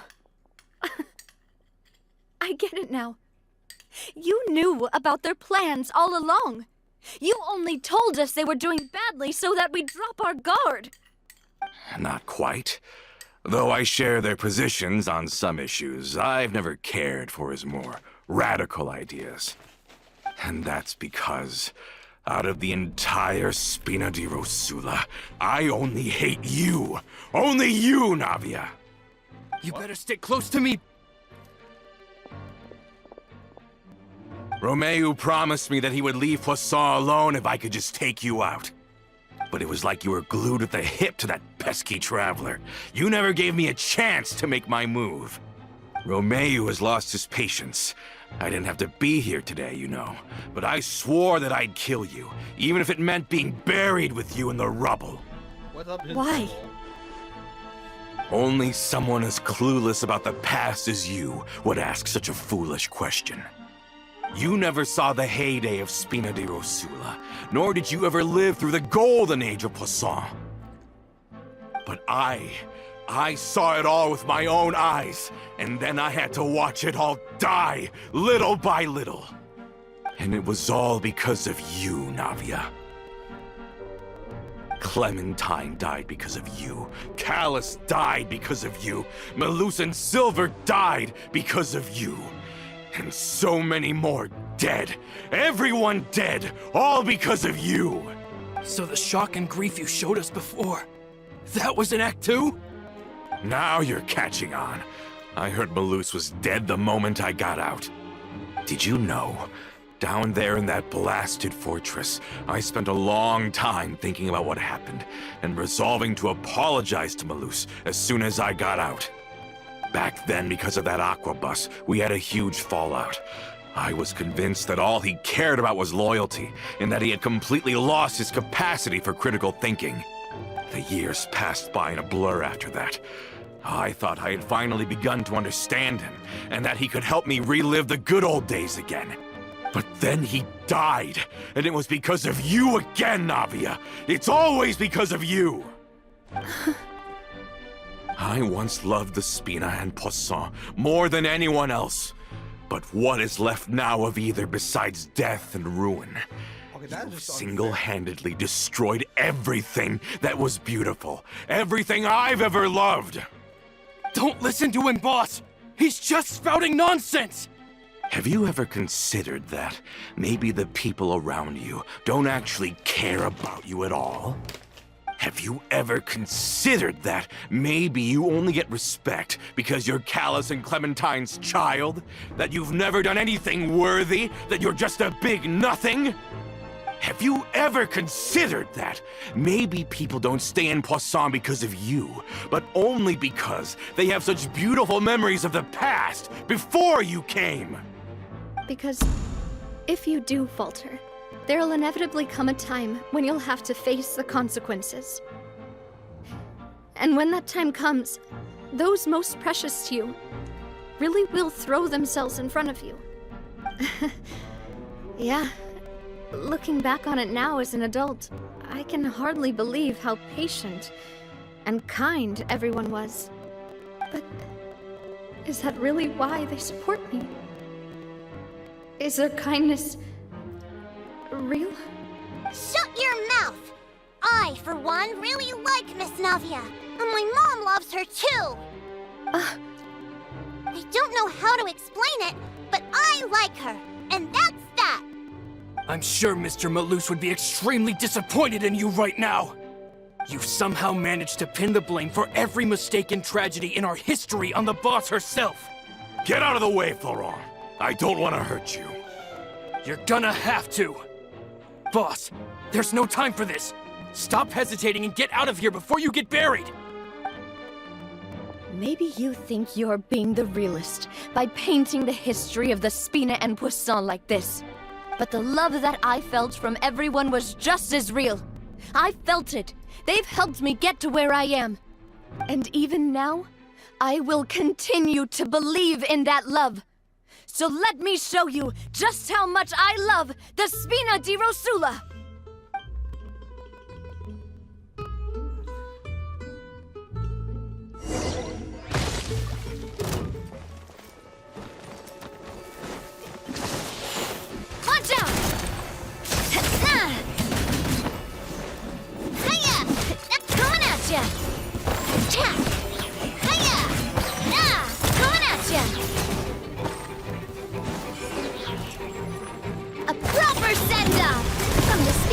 love.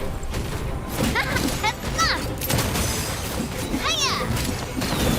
Cha! Na! Watch out! Hiya!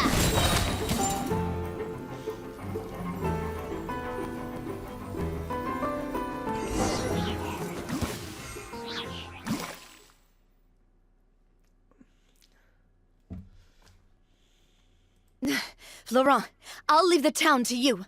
Summon the other members and help with the evacuation of the townspeople. If you find any of Coulter's accomplices, subdue them quickly, and don't give them the chance to harm any ordinary civilians.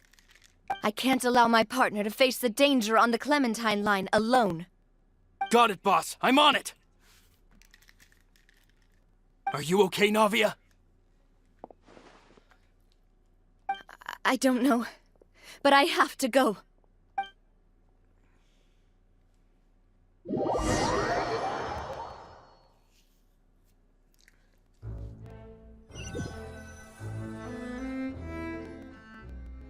Let's hurry up there! We have to protect the Clementine line! If they're gonna blow up the waterway, they must have planted the explosives next to the support pillars.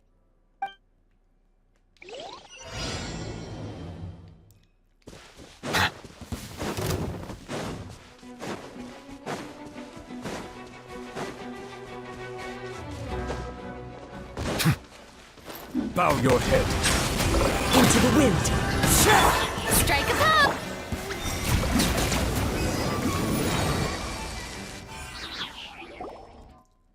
These must be the explosives, right?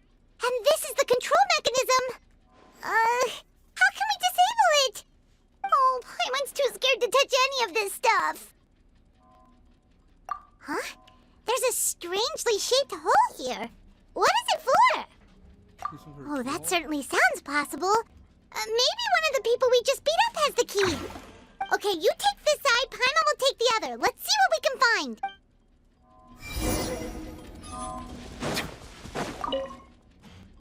Let me turn this guy over. Ugh, he's super heavy.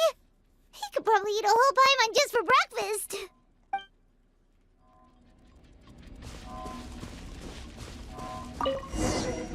Oh, you found it! That's amazing!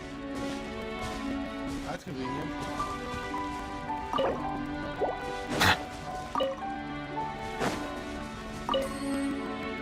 Let's turn off the device, right? Let's turn off the device, right?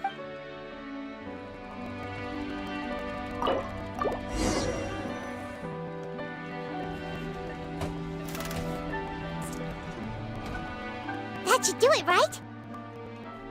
Whew. Navi and Florent should be able to relax now.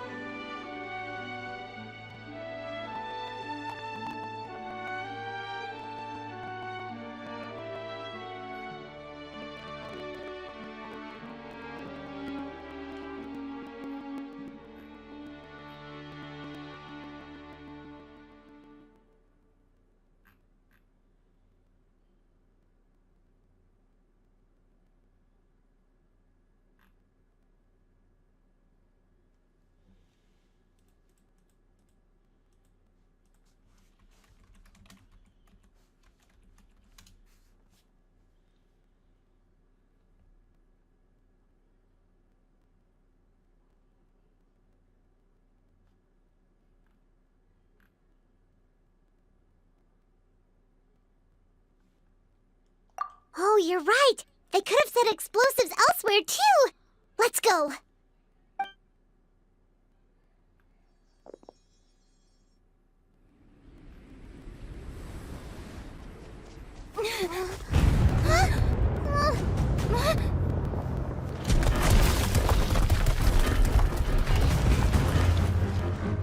They're gonna bury Poisson!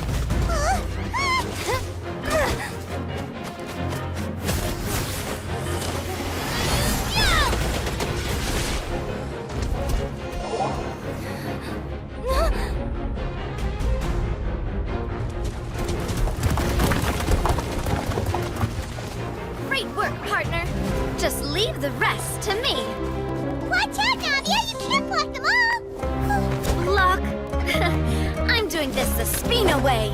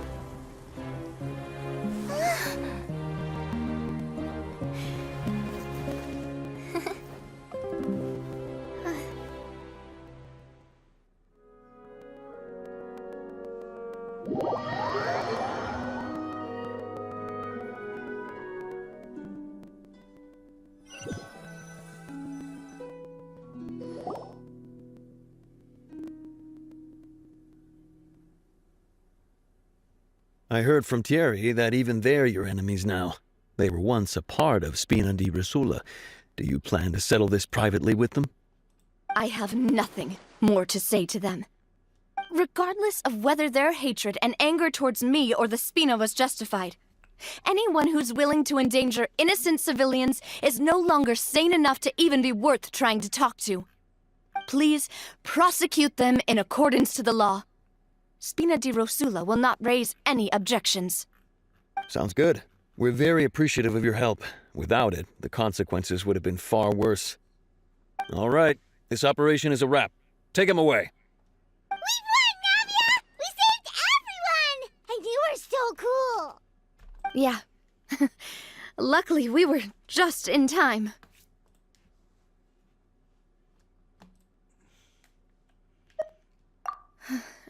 It's probably because I expended too much elemental energy at once. I'll be fine. Don't worry about me. But you usually glow up whenever other people compliment you. Paimon's not used to seeing you like this. Boss, we managed to catch all the infiltrators in the town. The Maison Gardiennage is taking them away as well. Seems like Romeu really went all in on this mission. If he sent literally everyone he had, though, that also means we've caught them all, too. We won't have to worry about them from now on.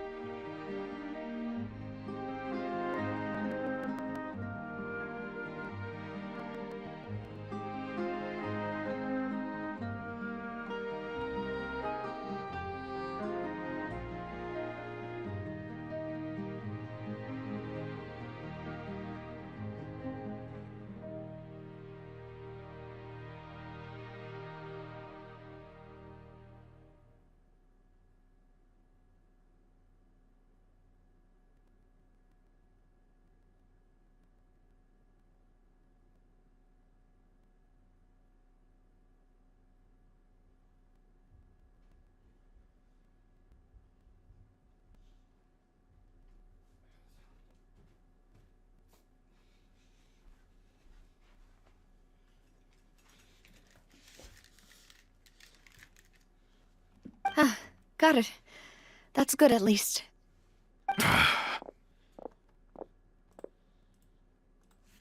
Coulter, I can understand how you feel. The things that we lost, they're forever beyond our grasp now. And that makes them appear even more precious.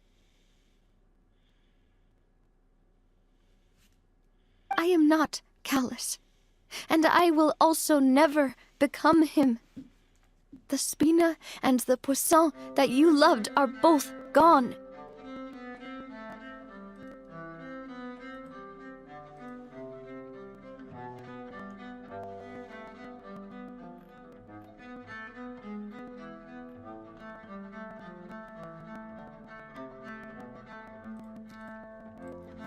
But I will not change how I feel about our future. I still believe that this is a great opportunity to start anew. I will spend more of what the Spina earns on the betterment of Poisson.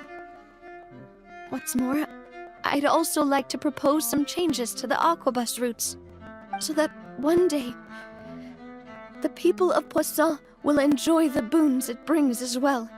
I know what you're trying to say.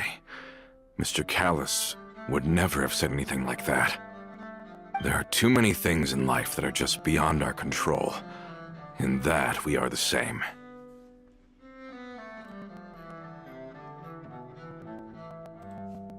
Henceforth, you are no longer a member of Spina di Rosula. But once you're discharged from the fortress again, you're welcome to pay another visit to Poisson. Thank you, Navia.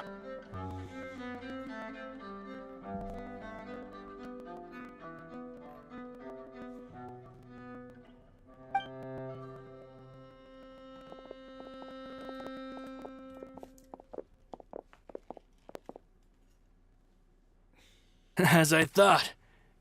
Boss really is a kind and gentle person.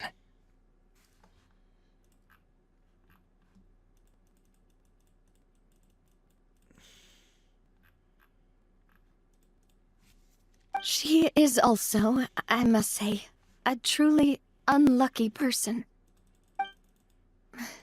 Thank you for protecting the Clementine line. I was actually really scared, you know. I mean, even the Callus line won't be getting rebuilt anytime soon. If I'd lost the Clementine line too, I wouldn't know how to live with myself. A name is a way to etch a memory onto the world. Losing the line that bears her name, that I can see every day, would be like losing my mother all over again. Seeing it still standing there, tall and proud, it makes me really happy. What happened while we were gone? Honestly, you look more upset than tired or anything. Just give her some time.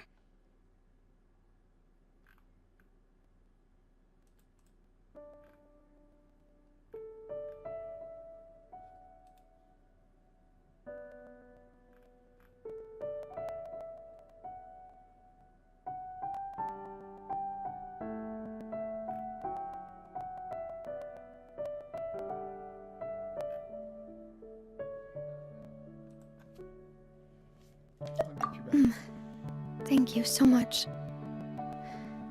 Can you give me a hand? I really don't have much strength left.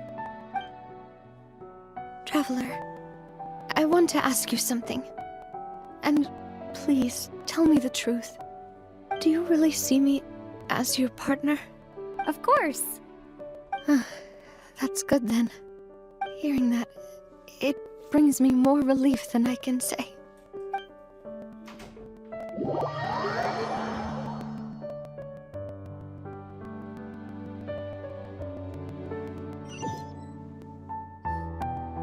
How do you feel, Navia?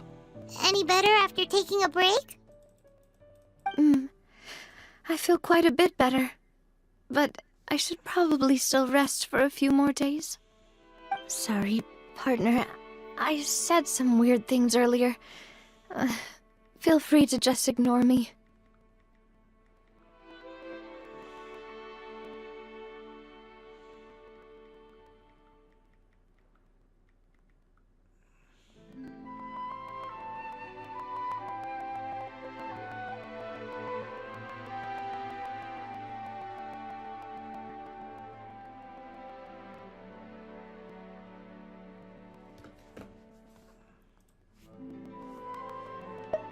I used to think that I'd never doubt myself. But you could say I've discovered that I'm not as strong as I thought I was. Coulter mentioned my parents, as well as Malus and Silver. It's all thanks to them that I've made it this far in life. Do you think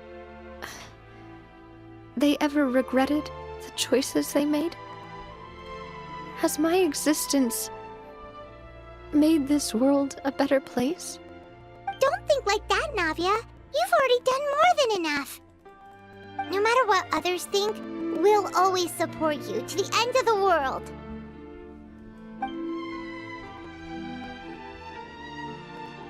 Well, since it's ended up like this, I suppose it's time for me to make a confession as well.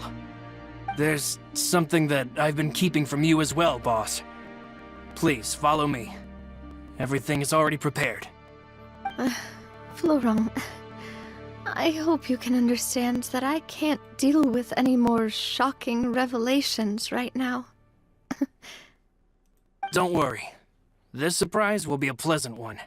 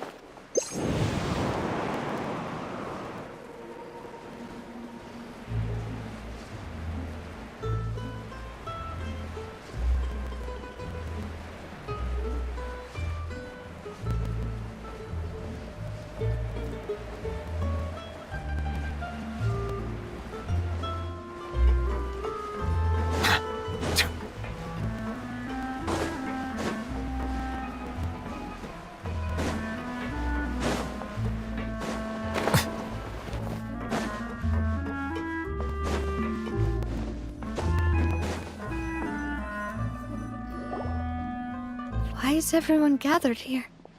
And what's this? This was supposed to be a gift to you from everyone in the town. We were originally planning to show it to you once it was finished, but special times call for special measures. I've never seen you look so defeated before, so I've decided to show you the designs before the final product was done. Do I really look that bad? Well, if you're ready, I'll unveil the present.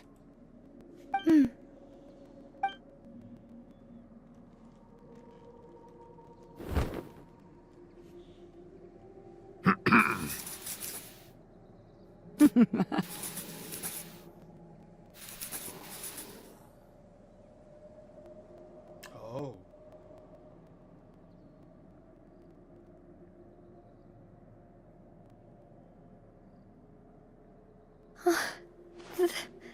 This is... Papa, Mother, and me. We designed the look for Miss Clementine based on old camera records, as well as personal recollections from members of the Spina. Wow! This is the statue you mentioned before? It is indeed. To be honest, we decided on the design a long time ago, and gave the sculptor permission to begin working. We only asked Boss to decide on a design so she wouldn't realize we had already started. How could we only have statues of Mr. Callus and Mrs. Clementine? Even though Boss is still young, we've all seen the work she's put in regarding the whole synth business and the rebuilding of Poisson. We wanted to commemorate her contributions with the statue as well. I don't know what Spina di Rosula was like in the past, but I know it's a great organization now. With Navia around, we're not worried about this place's future. We're gathered here today to tell our boss that we support you and believe in you wholeheartedly. I believe everyone is here for you, not the glory days. That's what we believe as well.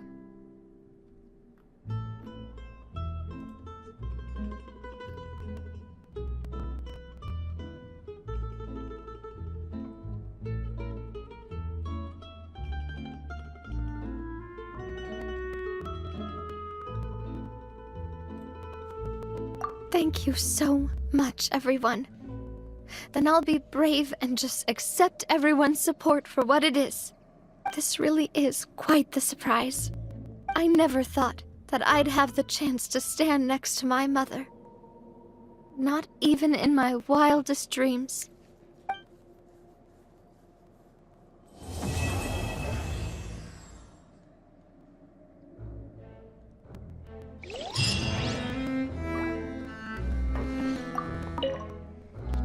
It seems like I started to question myself a bit too much. I'll pick myself up again and become a more reliable president for all of you. Looking back on it, I'm honestly embarrassed by how I acted earlier. You know, I've thought about it before. Though my mother only wanted me to live a happy life, that's actually a tall order as well. In practice, it's just as hard to achieve my father's expectations. Even though my parents had very different personalities, they always had a lot of respect for each other. The Aquabus project was a monumental project that stood to benefit all of Fontaine. It would have been a little closed-minded to assess or evaluate it only from the perspective of the clan. I think that's probably why she didn't step in to mediate or oppose the building of the lines.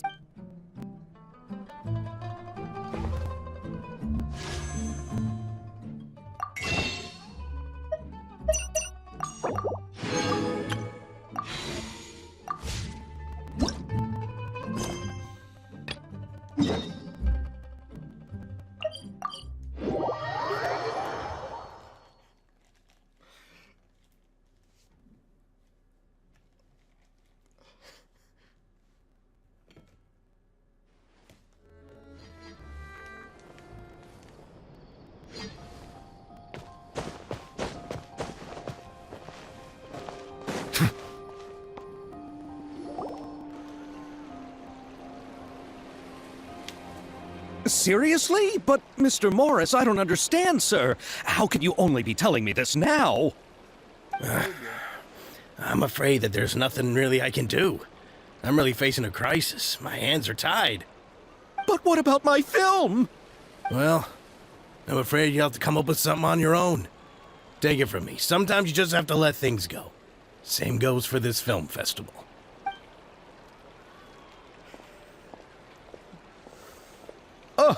Oh.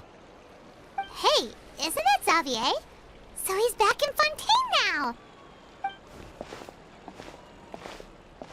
Xavier!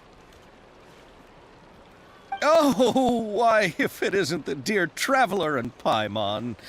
I really didn't expect to bump into you here at this time.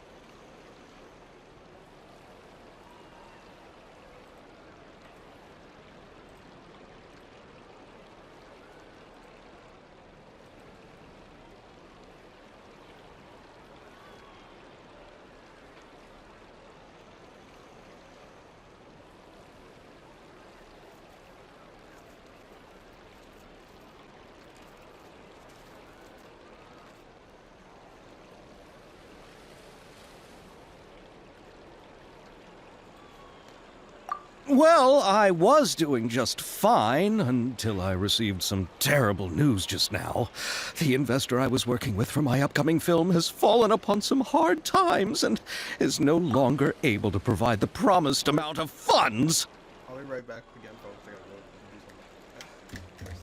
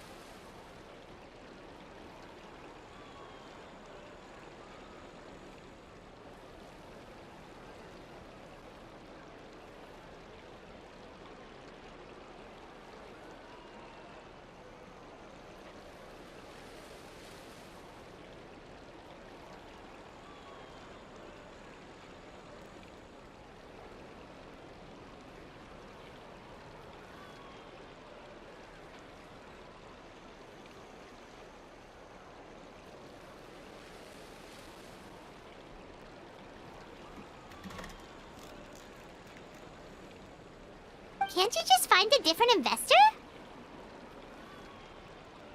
Unfortunately, that's not how it works. We had signed an agreement specific to the Fontanalia Film Festival, stipulating that I cannot work with any other investors until the festival is finished. The Fontanalia Film Festival? What's that? Oh, is this your first time participating in Fontaine's Fontanalia Film Festival? Then allow me to fill you in. The Fontanalia Festival was established to commemorate the legendary Loch Knights, who went on a quest to search for the Oceanids, and eventually welcomed the Hydro Arconageria. The holiday is deeply connected to the founding of Fontaine, as well as its unique laws and trials. It's one of the most important festivals for this nation.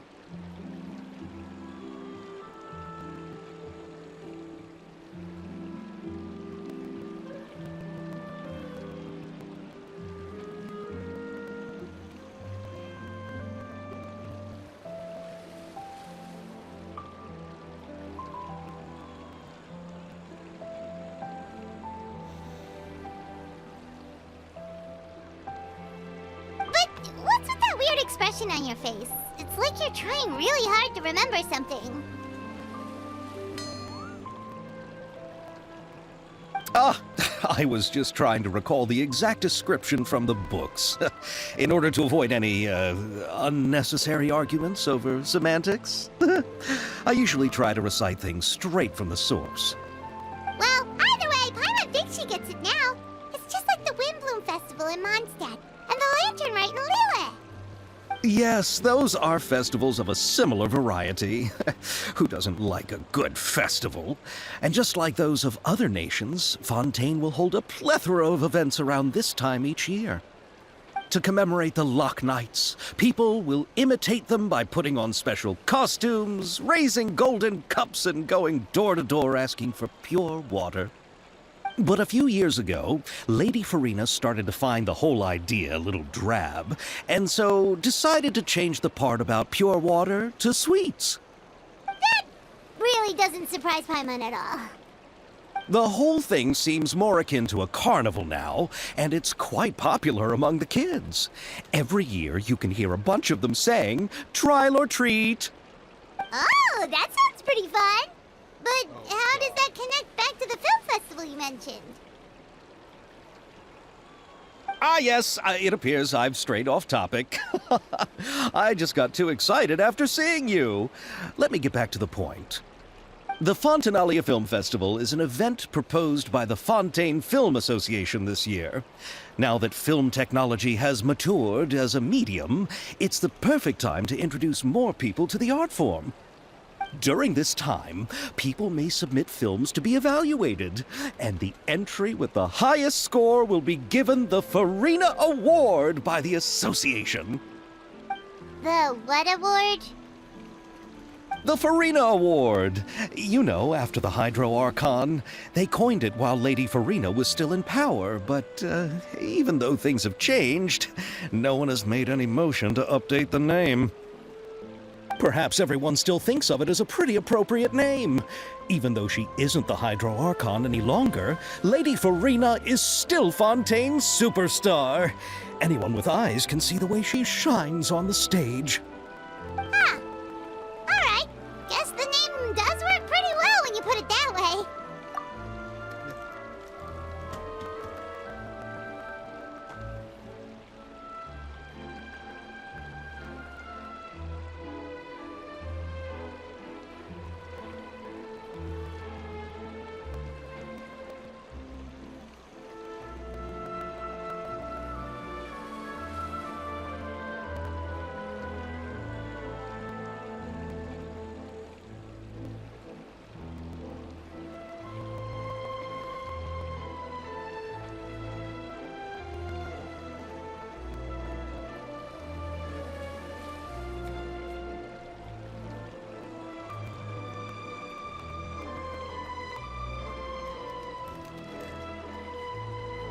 Oh, but who would have guessed there'd be an issue with the funding? How will I ever explain this to Miss Chiori? Not to say all the other actors who traveled all the way here from Inazuma. Chiori? Sounds familiar. Where have we heard that name before?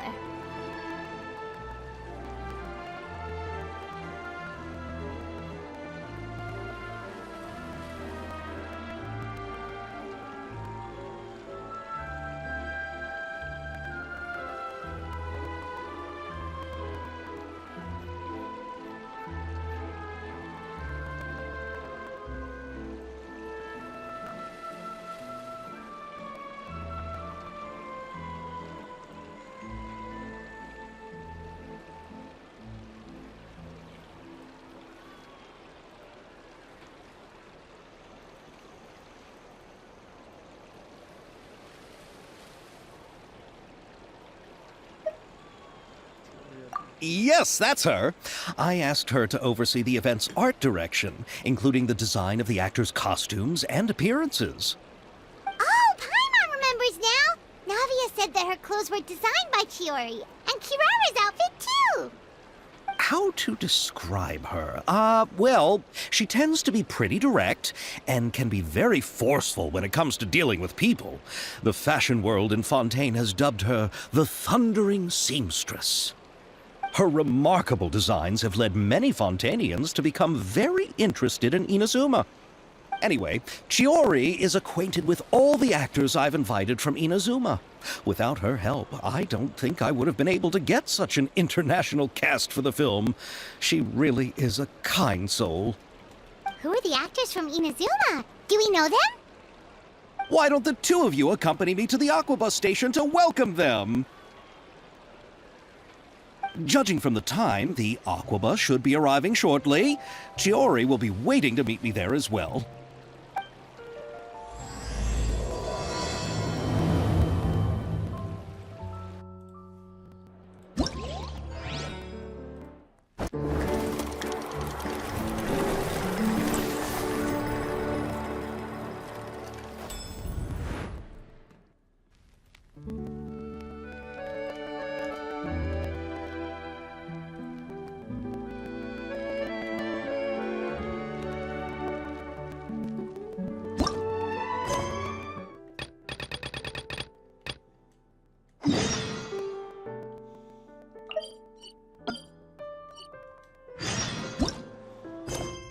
Melusines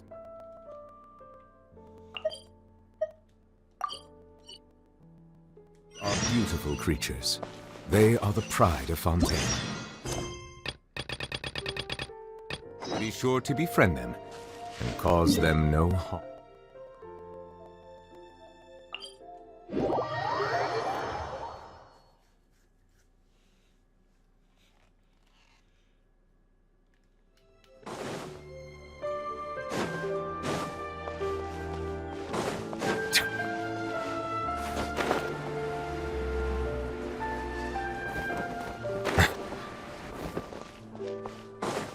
Her. Chiori. Oh, that's an elegant dress if I've ever seen one. Oh, that is definitely fusion between Western and Eastern style. Miss Chiori? Your talk with the investor sure went fast. The Aquabus hasn't even arrived yet. Oh? And who are they? Allow me to introduce you. This is the Traveler and Paimon. Pleased to meet you. Likewise! We've heard the owner of Chioriya Boutique is a skilled seamstress, so it's a real pleasure to finally meet you in person. Thank you. I just wanted to make sure she wouldn't always look like a cat that had been unceremoniously dropped in a bucket of paint. So tell me, what happened? I can tell the conversation didn't go quite as expected. Well, it's like this.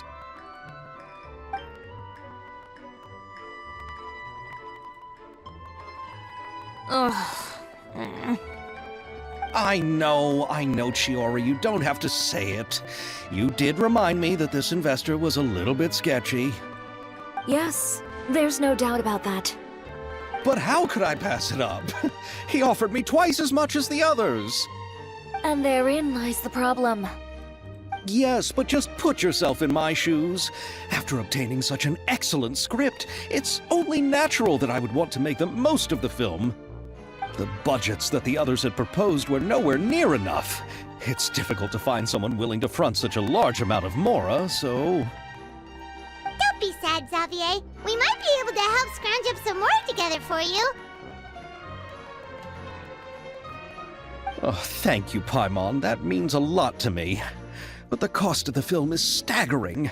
I'm afraid that any mora we can scrounge together in a short amount of time won't even be able to cover the actors' fees. We need to move on. What's happened has already happened, and there's no changing it. But now's not the time to give up. What? You're saying that you have a plan? No, that's not what I mean. I'm simply saying I wouldn't give up just yet. The actors I recommended aren't just after Mora after all.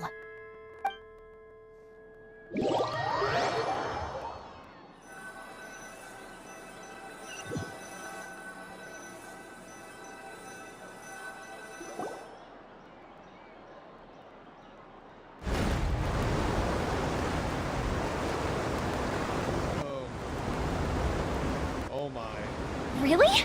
And where do you live? We Malazines live in Marcy Village. The only way to enter is from underwater. Oh, you must be pretty tired after work every day, right? I mean, you have to swim all that way just to go home. You're so thoughtful. But some Malazines choose to live in the Court of Fontaine because it's so much more convenient. This is our stop. Oh, we've arrived, but I haven't even finished chatting with Aval yet. I also enjoyed Aval's introductions to Fontaine along the way. Everything you described was so clear and detailed that we can't help but want to hear more. Thank you so much. I'm usually working here on the Sakura bus, so I hope I'll have the chance to see you again. There are still many more places I'd like to introduce to you. So sweet.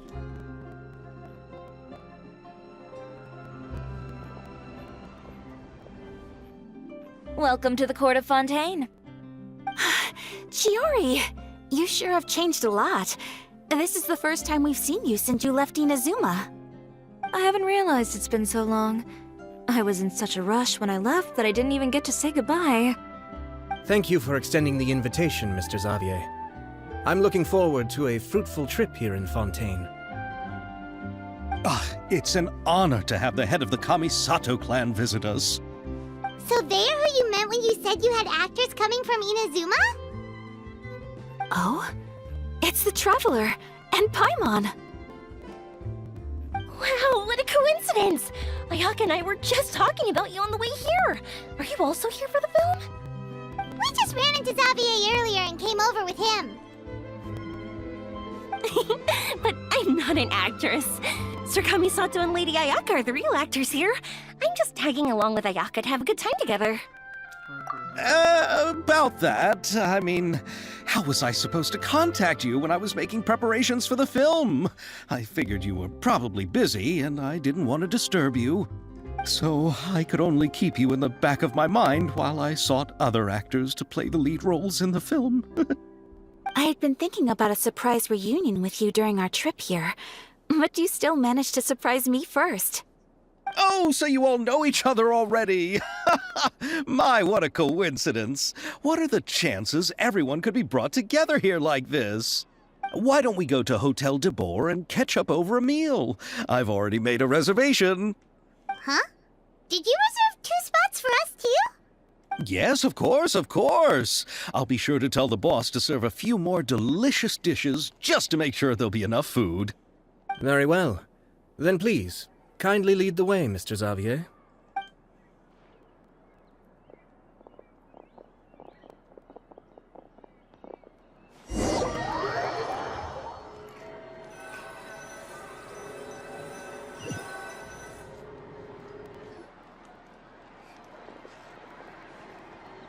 Wow, the buildings in Fontaine are so tall. Just look at how big they are. And there's the fountain that Aval mentioned earlier. It really is a magnificent sight. And look at that huge spinning sphere! Where does it get its power? Wait a sec! Could it be one of those clockwork mecha we've heard so much about?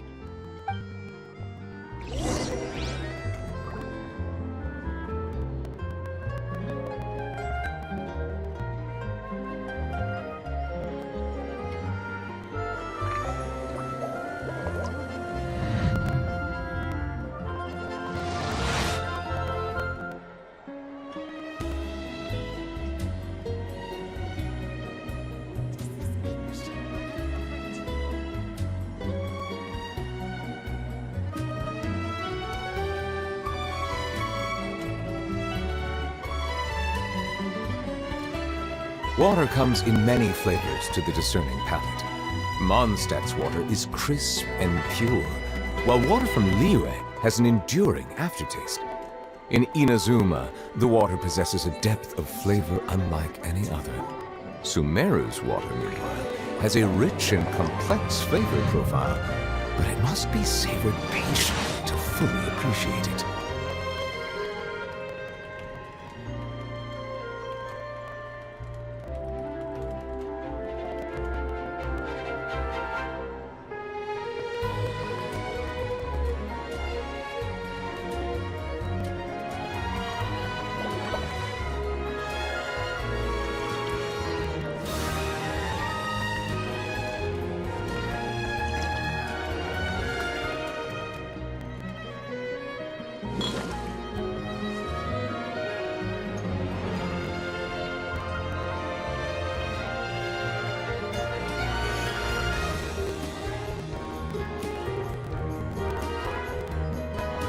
I see the value in my own work, but I also see the meaning in all the endeavors of the people of Fontaine. I believe I will continue to take pride in fulfilling my duties.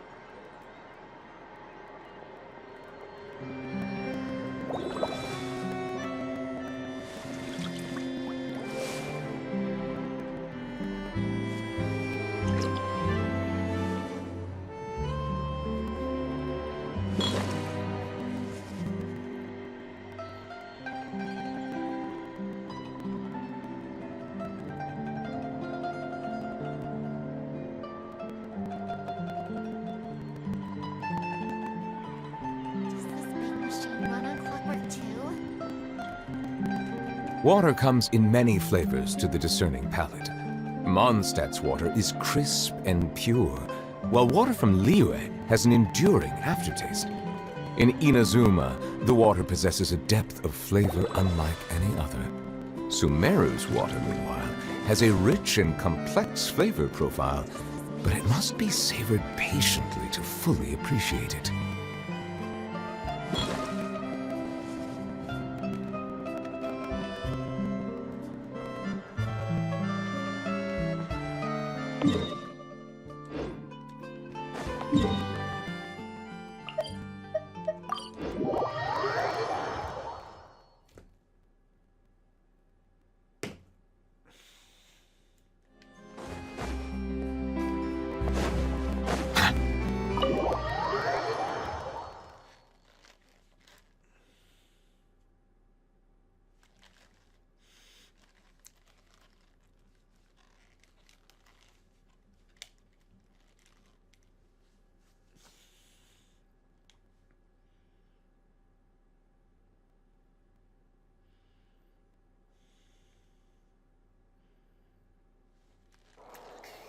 So this is what food from Fontaine is like. It sure is different from what we have in Inazuma.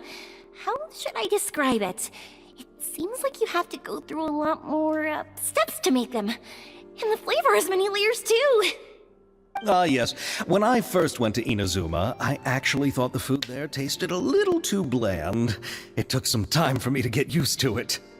Let's get back to the purpose of this trip for a moment, shall we? How have preparations for the film been coming along, Mr. Xavier? Well, I've already assembled most of the film crew. A lighting specialist, a prop manager, and a costume designer. I've also bought the copyrights from the novel's author. Oh, it's called The Two Musketeers, right? I read the script you sent me on the way here. The story is pretty good. Originally, I was planning to start filming as soon as Sir Kamisato and Lady Ayaka arrived in Fontaine, but I'm afraid I've run into a bit of a problem. Oh? What is it? It has to do with the film's investor, Mr. Morris. He suddenly informed me this morning that he's encountered some financial trouble and will be unable to release to me the amount of funding agreed upon. It's said that Fontaine's legal system is well developed. If he has violated the contract, then can't you simply take him to court over the matter? Well, I'm still more concerned about filming. Even if I were to take him to court, I'm afraid it would take months before the case could even be heard. Then, is there a way we could raise funds ourselves to solve the problem? I've considered that option too, but unfortunately, it's difficult to gather such a large amount of mora on such short notice. Besides, we have to consider the film festival's submission deadline. Mr. Xavier, if Ayaka and I were willing to perform for free, would that resolve the problem you are currently facing? What? No, out of the question. To have you come all this way just to act for free? Oh, no, that won't do. There's no need to worry, Mr. Xavier. My brother and I had actually intended to work for free after receiving your invitation. Inazuma has only recently reopened its borders, and needs to strengthen its relations and cultural ties with other nations. We didn't have many collaboration projects with Fontaine in the past, so we hoped this trip would serve as a good start for the future. Indeed. You could say that's the real reason why the Yashiro Commission agreed to come to Fontaine. I understand, but having you two act for free just doesn't seem right. Not at all. While we're officially here to conduct a cultural survey of sorts, we must express our sincerity if we want to establish formal cultural ties with your nation. This film will serve as proof of friendly cooperation and cultural exchange between Inazuma and Fontaine. It's my hope that the film can be finished and released as smoothly as possible. If you still don't feel comfortable with this arrangement, I would also be more than happy to be introduced to some other renowned individuals in Fontaine's literary and artistic circles. All right, I'll do as you say. Thank you so much. I'll make sure to cobble together enough mora now, even if it means selling my house, my camera, and every single family heirloom. Come on now, no need to go that far. I'll also help you out as a brand sponsor.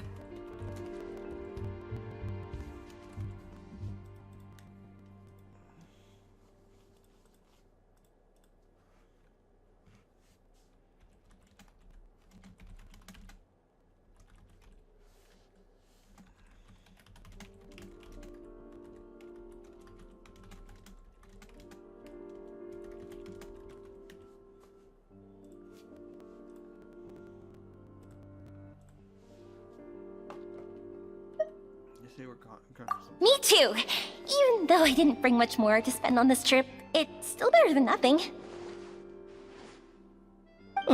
You are too kind, all of you. I really don't know how to... Ew. Alright, enough about that.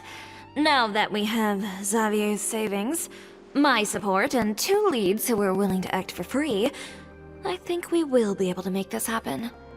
So, instead of mora, you'll help with filming and production. Oh, but how can we help with that? We don't know much about making a film. All right. Pull yourself together, Xavier. Tell us if there are still any open positions left among the crew. All right. Let me think. We still need a camera operator, a clapper loader, and someone to manage logistics. I originally wanted to personally serve as director, but I've been too busy working as the producer. So the positions of director and director's assistant will also need to be filled. I know. Paimon knows what the director and the logistics support person do, but what's a clapper loader?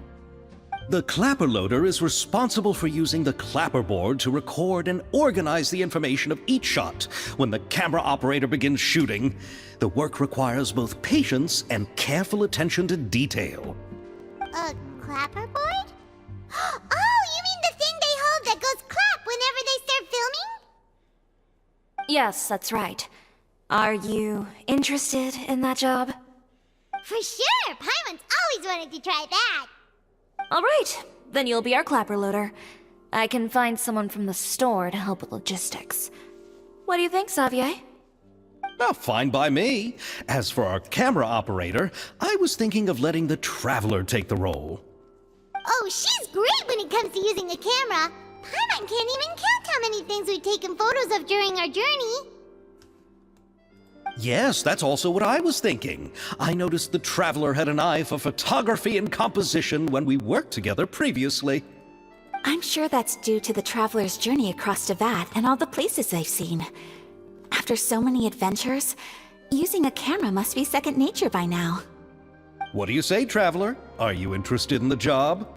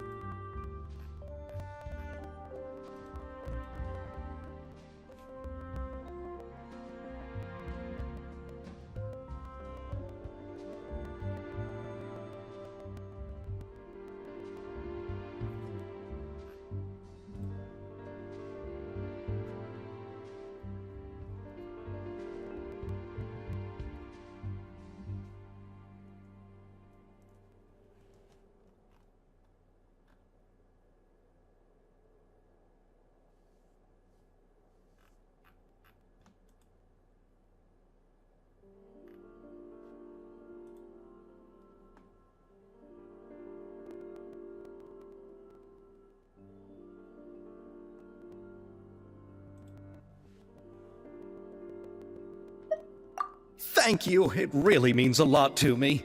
Come on, friend. Let me give you a big warm hug. I think we better get to work. So all that's left for us to find is a director and an assistant. Oh no, I have a Oh, good... me! I want to be the director's assistant. All we need to do is help the director, right? I can handle that. All right, then all we need is a director. Oh, all the well-known directors in Fontaine are probably also busy working on their own films these days. I'm not sure who will have time to help. Oh, Farina helped out a theater troupe recently by serving as an artistic consultant.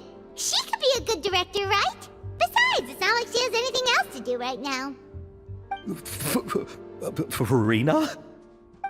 Do you really think Lady Farina would be willing to help us with our humble project? Isn't that the name of Fontaine's Hydro Archon? My brother has already informed me about what happened here in Fontaine. Yep, that's her! She helped out a theater troupe not too long ago, and now she's taking up work as a director. Well, I saw that musical. Her performance was perfect, and the storyboards were also excellent. Don't let her former identity intimidate you. She's the best candidate we can think of right now. You'll never know until you give her a shot. Fine. You're right, Chiori. I'll do anything for the sake of my film. Anything! Then I'll have to ask the Traveler and Paimon to show me the way to Lady Farina's residence. I just hope she'll agree to help. Do you need us to also come along? No, there's no need to trouble you with this. Besides, you've just arrived in Fontaine, and I'm sure there are many places you would like to visit. Just leave this task to me. It's part of my duties as the producer. Very well. Then we'll be waiting to hear the good news. I'll go with you. By the way, you might want to consider bringing a gift. And don't worry, we won't simply drop you off at Farina's place. We know Farina pretty well by now, so having some familiar faces there should help your chances. Besides, the whole thing was our idea in the first place. All right, then I'll start making preparations. As for the gift...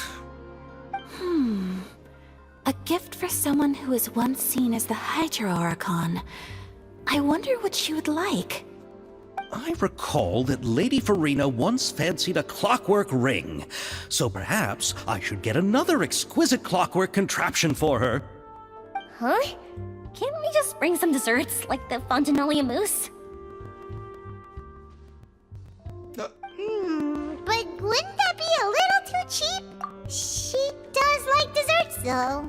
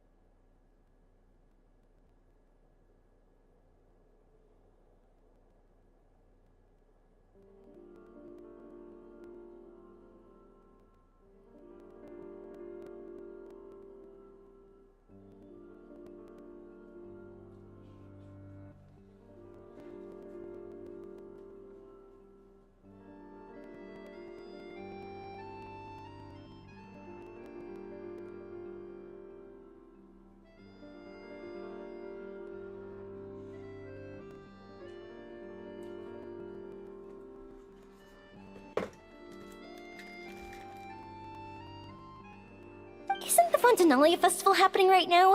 I heard Abel tell us on the Aquabus that Farina introduced the tradition of going door to door and asking for sweets.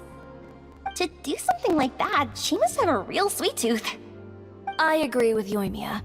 If the gift is too fancy, it might actually make her feel more uncomfortable. Alright then, let's go buy some Fontanalia mousse!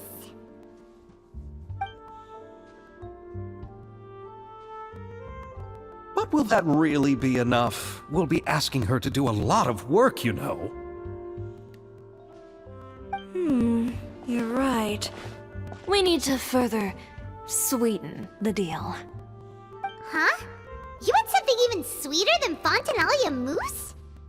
Yes, we'll need a gift that's sweeter than any dessert in the world. But what could that be? Your words of praise. No, this one's like a widow, black widow.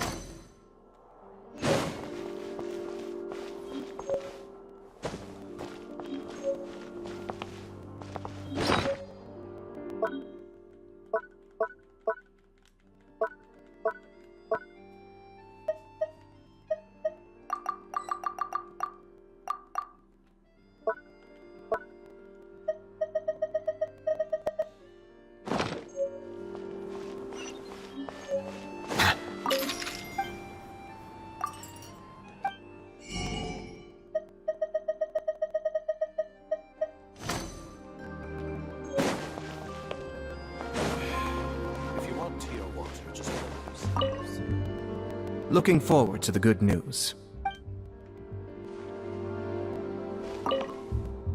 You go ahead. No need to worry about us. Oh, I hope Farina will like the gifts we prepared. Oh, and if you still think we should get something else for her, just let me know. I should be able to make some fireworks.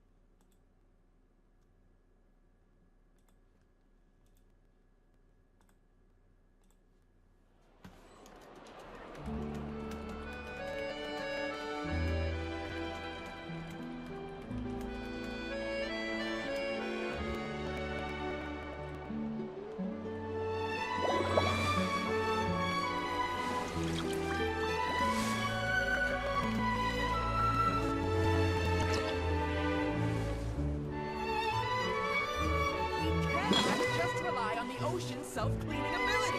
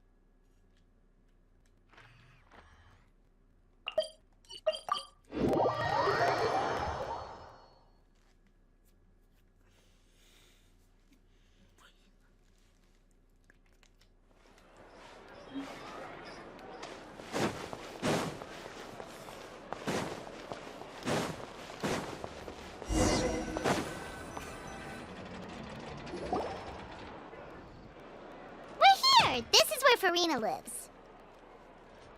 Okay, I'll go knock on the door.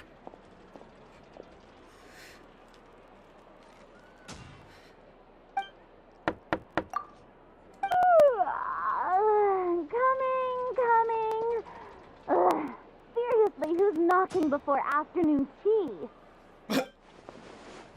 Sounds like a cat. Huh? Who are you? Lady Farina, please allow me to introduce myself. I am Xavier, a film director. Hello. Oh, is that the traveler in Paimon I see behind you? And who's this? I'm Chiori. Ah, the one from Chioria Boutique. Hello, hello. So, what are you all doing here? Do you need something? Did you just get up, Farina? It's already past noon, you know. Huh? Oh, Paimon means the weather is so nice in the afternoon and the sun is so warm. Just like how you make us feel. Sleeping in late is a really smart idea. No. I was just up late last night reading some novels. What does sleeping in have to do with the weather? This is a small gift we've prepared for you, Lady Farina. We hope you like it. No need to be so formal. I'm just a regular person like everyone else now. Is this Fontinalia mousse? It's one of my favorites. That's great! So, actually, there's something we need your help with. Given your renowned passion and understanding of drama, I would like to ask that you serve as the director of our film crew. Oh, but didn't you just say that you're a director? Yes, but for this particular project, I'm mainly working as a producer. Besides, I'm sure that your understanding of the performing arts far surpasses my own, Lady Farina. Are the Traveler and Paimon also part of the film crew? Yep, we sure are. Paimon's the clapper loader and she's the camera operator. Camera operator? That can be a pretty technical job, and it directly affects the final quality of the film. Are you really up to it?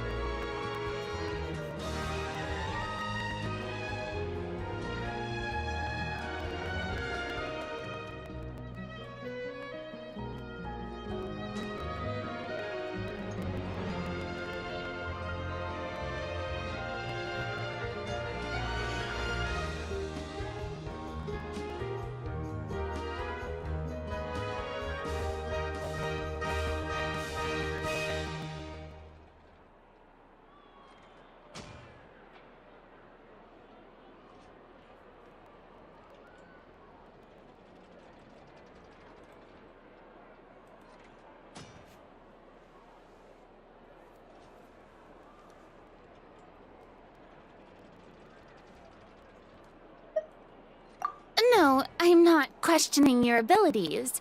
It's just that I've never really seen you use a camera before. Maybe you can come up with a test for the Traveler and see for yourself. If she can satisfy you with her camera skills, then you'd have nothing to worry about and can join the team. What do you say? You sure are getting better at rolling with the situation, Paimon. Oh, I do wish to see how skilled the Traveler really is with a camera. Alright, how about this? We'll work with what we have. I'll give you some scenarios and see if your work is up to my standards. Very good.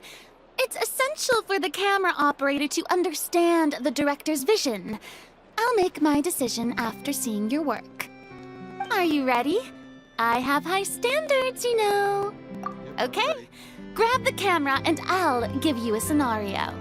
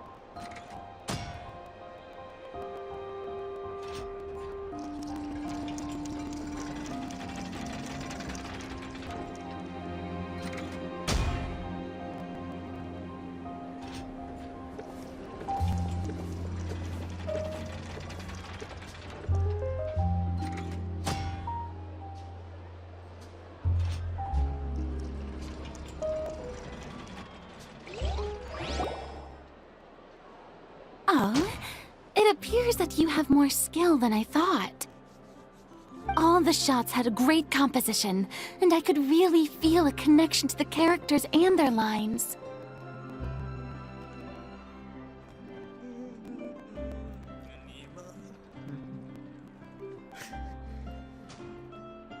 Yeah! Does that mean you agree to be our director, Farina? Did you think I would agree just like that? After our performance of The Little Oceanid, I've begun to make a name for myself again, you know. In fact, I've already had several troops approach me for the Fontanalia Film Festival. Unfortunately, the scripts were all pretty boring and didn't pique my interest. If others were to find out I agreed to work with you so easily, then, well... Hey, but didn't we have a deal? What else do we need to do to convince you, Farina? Well, what about the pay? Huh? You know, how much you're willing to pay me to be the director? The pay is also an important factor for me to consider, you know. Well, I can offer you this much? What? That's all? If Nervilat were to hear of this, he could charge you with underpaying your labor. I'm sorry, but our crew is in a tight financial spot at the moment. I see. Well, even though it's highly unlikely now that I'll join your crew, there's still something I'd like to ask. Exactly what film are you planning to make? Oh, our script is an adaptation of The Two Musketeers. Huh? Wait, you mean the suspense thriller novel that was a #1 bestseller? Oh, so Farina's read it too. Of course I read it. I've always had a keen interest in artistic works that strike a chord with the populace. I see. It all makes sense now. You must have used most of the budget to pay for the copyright.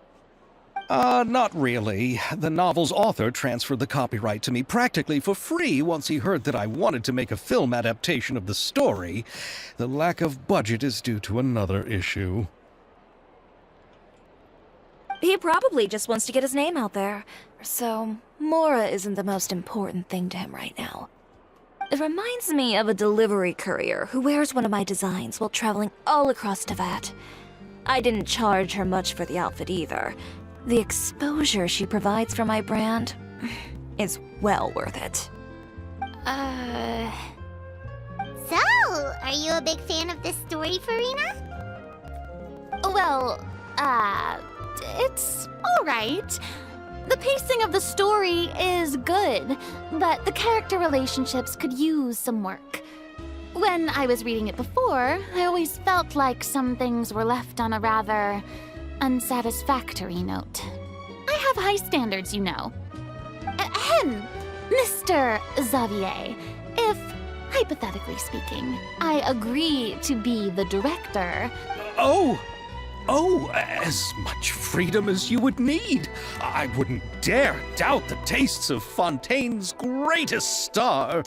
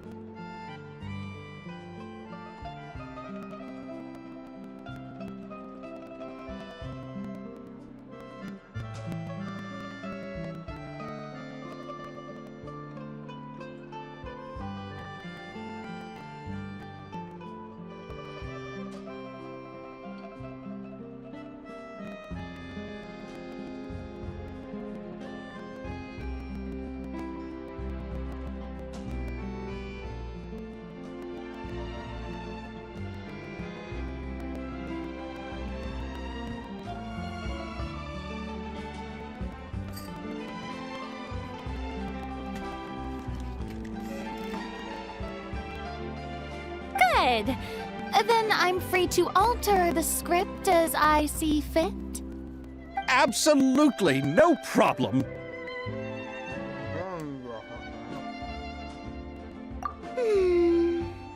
All right. It seems that your crew really can't go on without my care and direction. So, you agree? Yes, I agree. Although the pay is well below what someone of my caliber deserves. A great script calls for a great director. I mustn't let a perfectly good story be ruined due to lack of funds.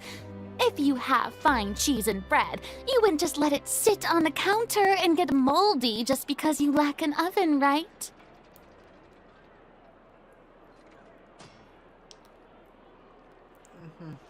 Oh, Hydro Archon above!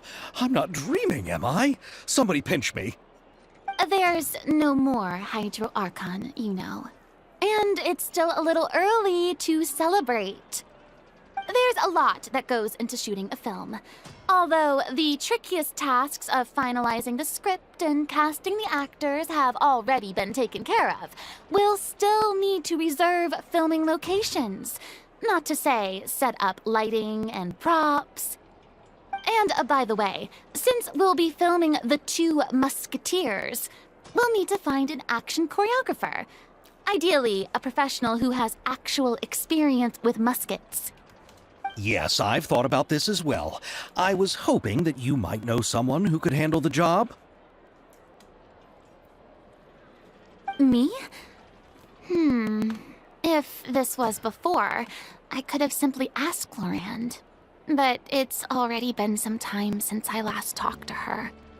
Navia can also use firearms, but unfortunately, her style is quite different from that of the characters in the story. Could we ask the Special Security and Surveillance Patrol? Oh, you mean the Special Patrol's Musketeers? Yes, that's right. They work with muskets every day. I can't think of anyone more qualified than them. They would be under Nervilette's jurisdiction. Unfortunately, I, don't have any connection with them at all. So, in the end, we still have to start by talking to Nervilette. No need to go to all that trouble. I know their Captain Chevres. Oh, you do? Wait, Chiari, how do you know the captain of the Special Patrol's Musketeers? No particular reason. Running a business means dealing with some trouble from time to time, and she's helped me out on a few occasions. In return, I've helped her handle a few situations in which the Special Patrol couldn't get involved directly. So, we've gotten to know each other over time. So you're saying there's been times when the Special Patrol needed a fashion designer to handle a situation? is becoming more and more mysterious. It'd be best to keep it that way. Anyway, enough about that. What do you all think about asking the captain to be our musket action choreographer? She sounds professional enough. She is a captain after all. I have no objections. But I imagine the Special Security and Surveillance Patrol must be busy with their duties. Do you think she'd really have time to help with shooting a film? And then there's the issue of pay. Well, it just so happens that she's also not the kind of person that's just after Mora. As for whether she has time, I'll have to go and ask her first. Then I'll leave that to you. Macaroni's on sale today, so I've got to go. You can just tell me how things went when we discuss tomorrow's plan later. No problem. Having Farina join feels like a big boost to our team. Of course. Just wait until the day of our premiere. You'll witness the true power of my name in these lands. You'll be so glad I agreed to help. I can guarantee that even the standing tickets will be sold out. I'll be sure to ask some people I know to see if they'd be willing to act as extras. Seems like you're finally getting more comfortable with your own reputation now. I didn't ask for the Clapper Loader's commentary, Paimon. Then let's get going. I happen to know where Chevrolet is today. By the way, I'm curious. If my pay is so low, then what about our two lead actors? Didn't they travel here all the way from Inazuma? Actually, they told us that they see the trip as part of a cultural exchange, so they didn't ask for any pay. What? So is every person in Teyvat who doesn't want money gathered here to shoot this film? Don't tell me Chiori isn't being paid either. I already knew Xavier from before, and he's also agreed to give my brand some good exposure. It seems the gods have really smiled upon you, Xavier.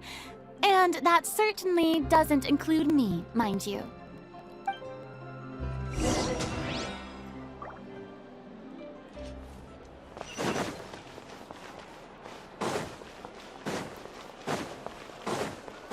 I need to get out more.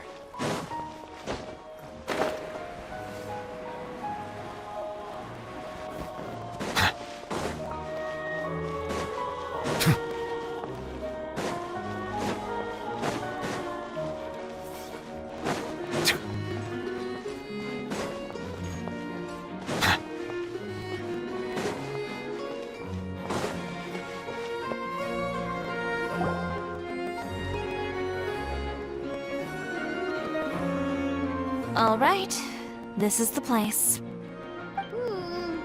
But where's the captain? There's hardly anyone around here. She's over there. The one with an eye patch reading in front of the newsstand. Oh, her! Paimon could tell there was something different about her. She seems kinda intimidating. Please wait here for a moment. I'll go fetch her. She's working now, so you might not want to get in her way. Working? But isn't she just standing there and reading a novel? Just trust me.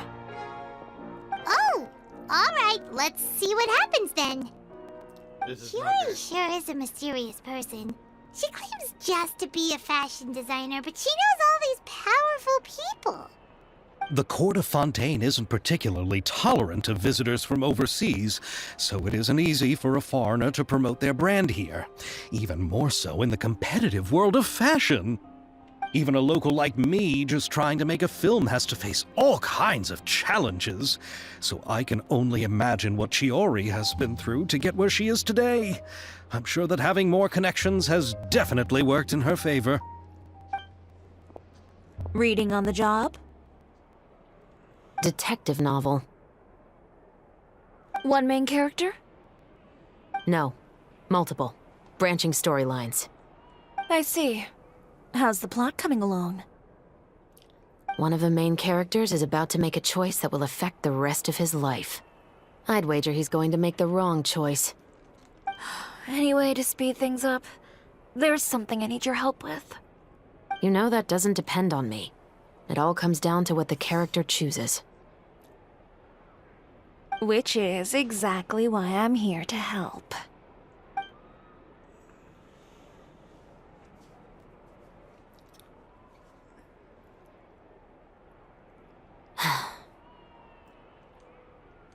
All right.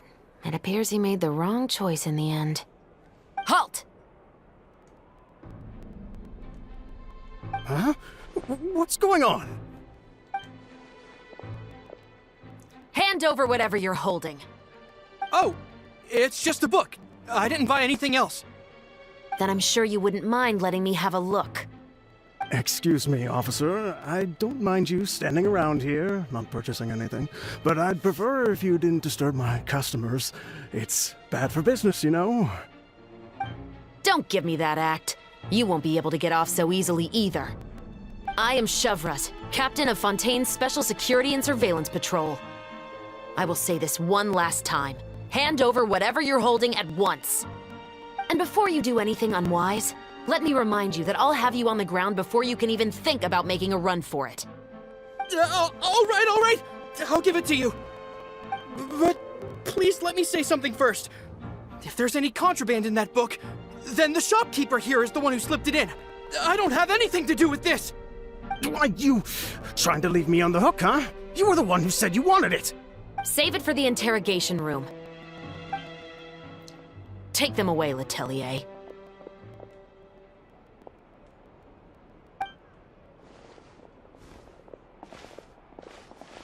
What's going on here? 1 second you're reading a book and the next you're escorting people away!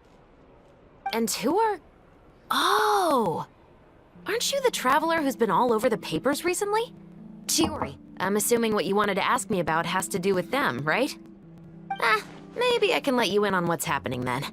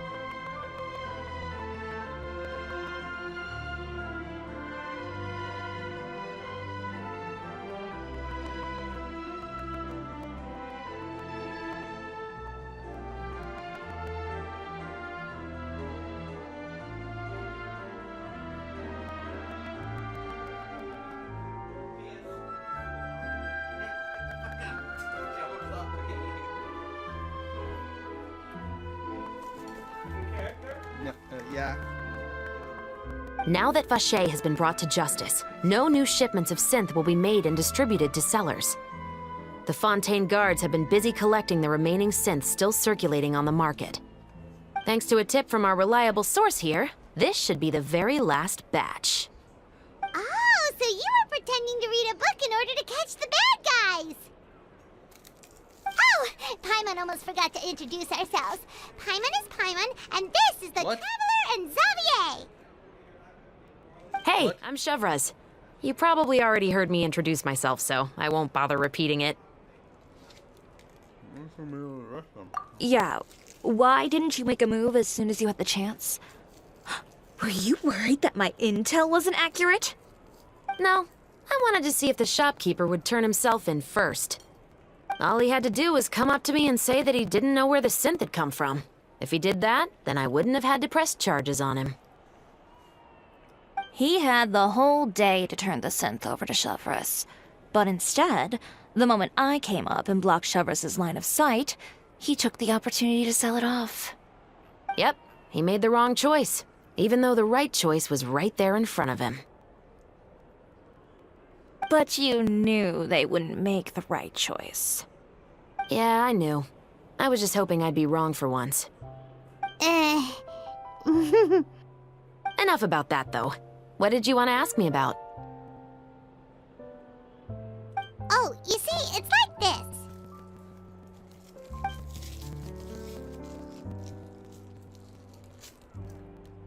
The Two Musketeers. You certainly have a good eye for a story. So what do you need me to do? Just be the action choreographer for the actors? Yes, that's right. I want to make sure we get all the details right. I want the actor's posture and understanding of firearms to be as realistic as possible. However, I'm afraid this work will require a bit of your time, since you'll have to be present whenever we're filming. Also, as for the pay... No need to say any more. I'll join. Huh? Just like that!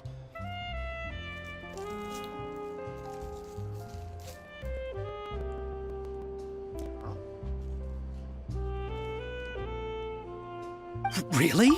You're willing to help us with our humble film project?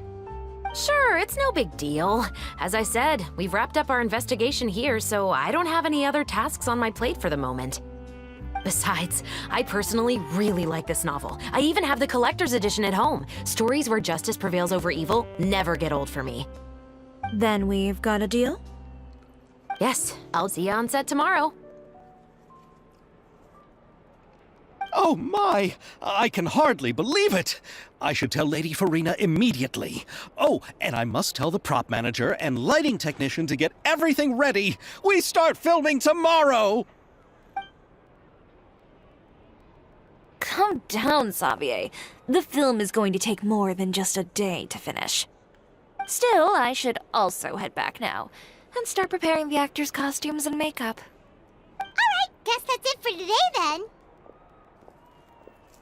Traveler, Paimon, please stay for a moment. I have something to tell you. Then I'll take Xavier back. Poor thing. He's so excited that he can't even walk straight anymore.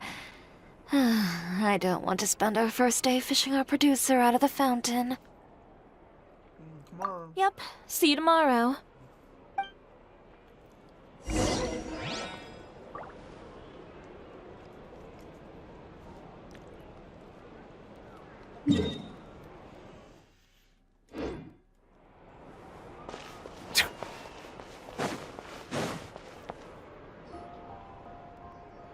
So what did you want to tell us, Chevraz?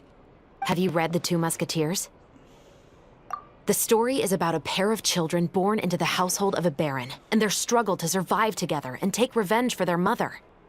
They were raised at the baron's estate, where the two were illegitimate children that the baron had with the maid, so they were never treated well by anyone. One day, upon returning home, they found their mother had been murdered and left dead on the floor.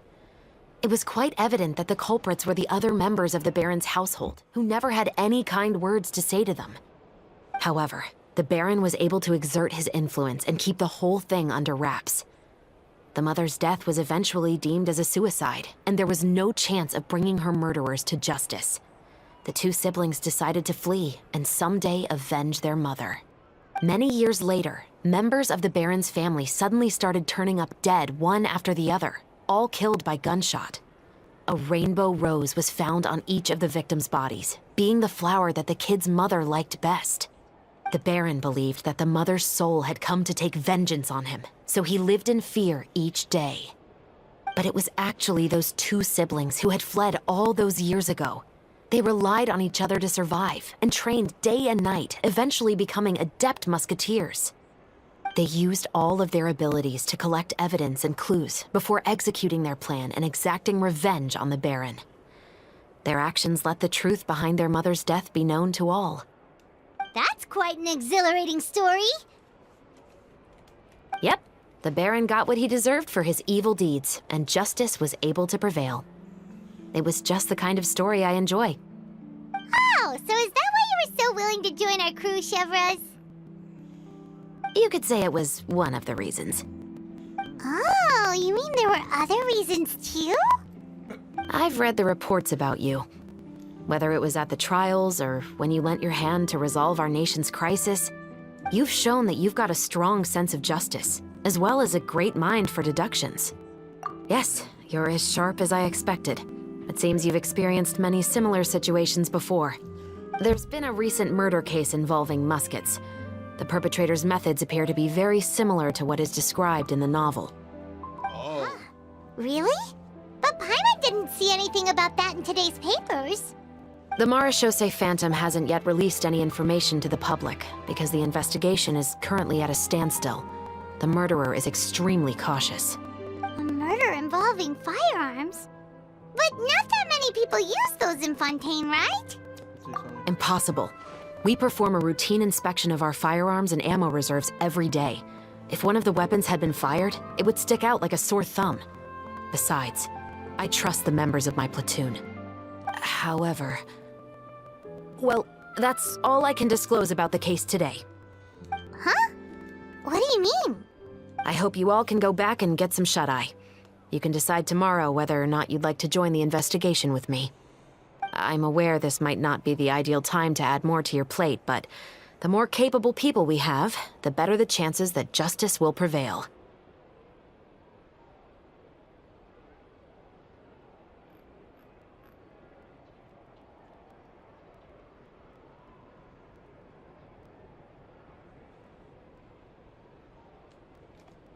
Carrying out investigations isn't actually supposed to be our responsibility. Our job is to apprehend the perpetrators. Finding them is really up to the Marechaussee Phantom. You could say I'm taking part in the investigation out of personal interest. I don't want people to see muskets in a negative way, and also, I'm concerned about the similarity between the crimes and the story. You mean they might be connected somehow? Oh God. I suspect so. Just to make myself clear, this is not an order, nor is it a deal of any kind. It's a request. Now, if you two have any interest in the case after we finish filming tomorrow and are willing to assist me, then I would be most grateful. What do you think, Traveler? Yeah, you're right. Paimon's getting a little tired. You'd better head back and get some rest. It's good to keep a calm mind, especially when you're about to make an important decision. Otherwise, when the moment comes, you might end up like that shopkeeper and not even realize that the right choice is right there in front of you.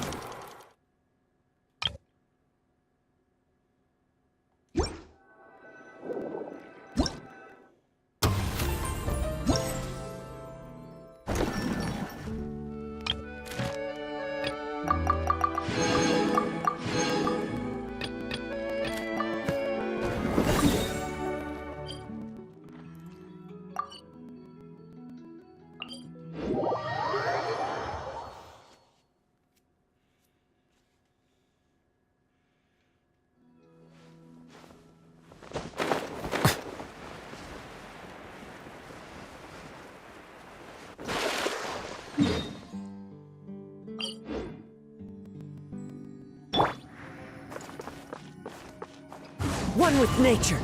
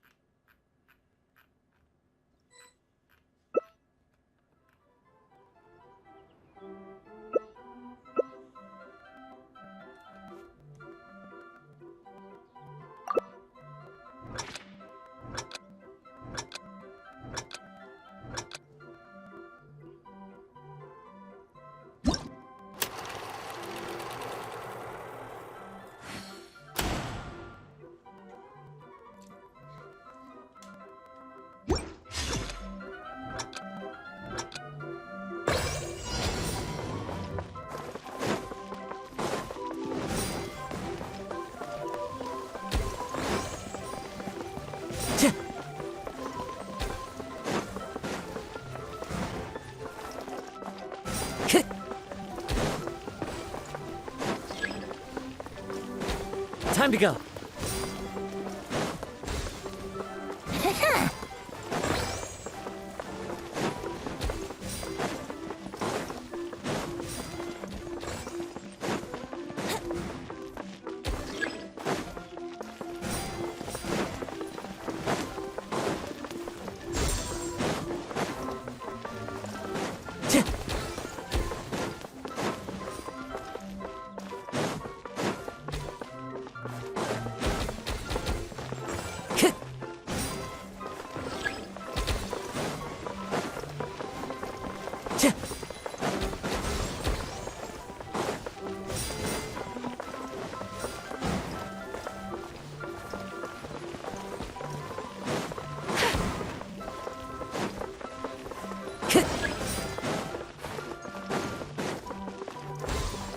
Wouldn't gliding be faster? Time to go.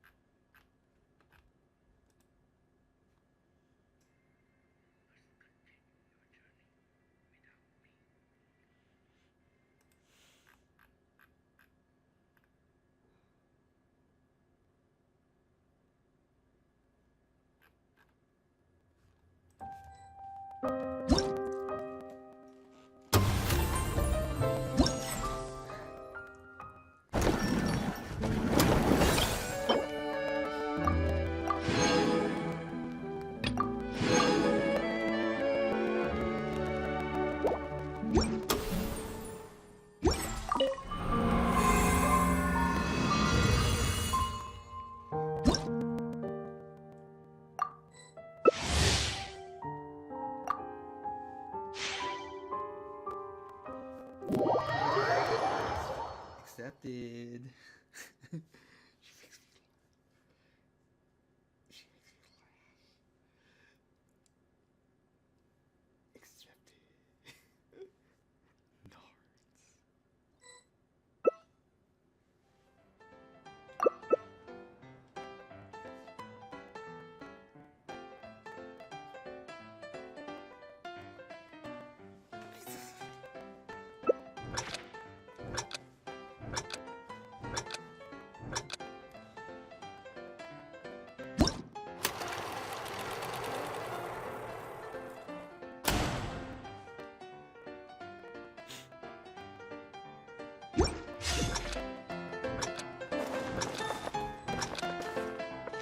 Time to go.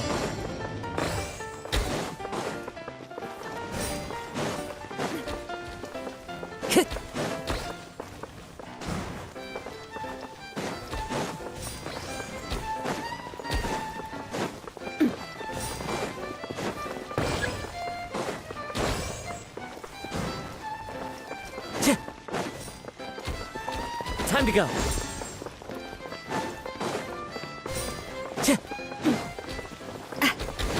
Time to go.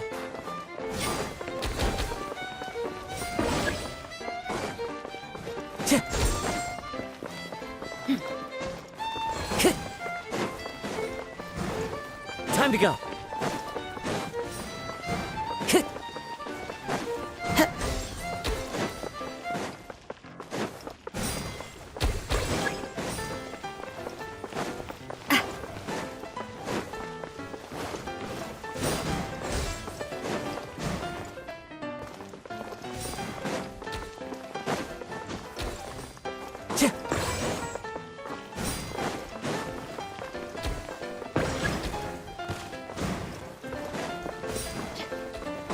Time to go.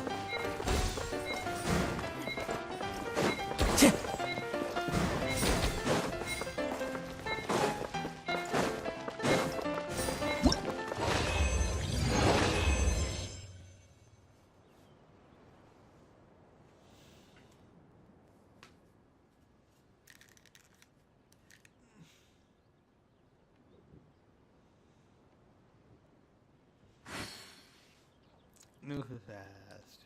Accepted.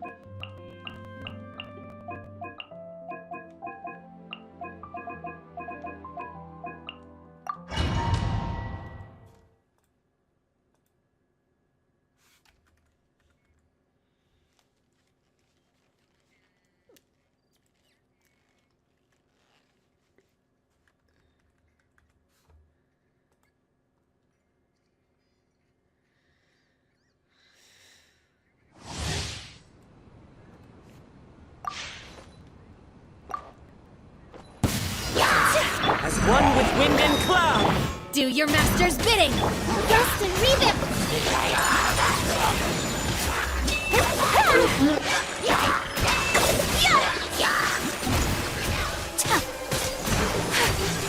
Sakura swirl! The wind knows me. Clouds high. The birds... Obey! Cryo incarnate! Allow me! Take flight!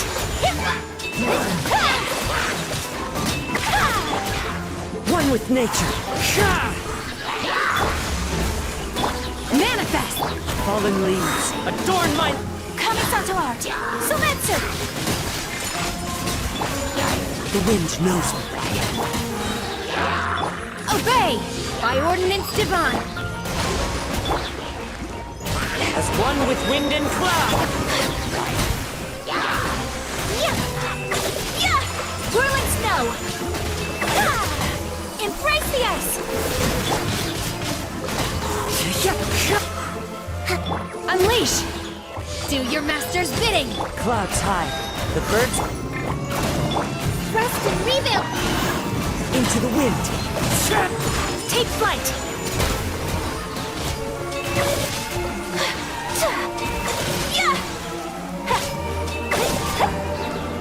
The wind knows me.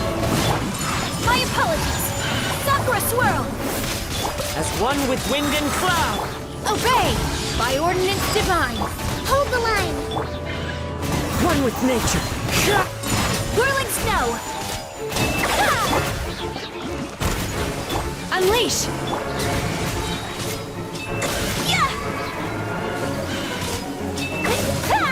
Embrace the ice!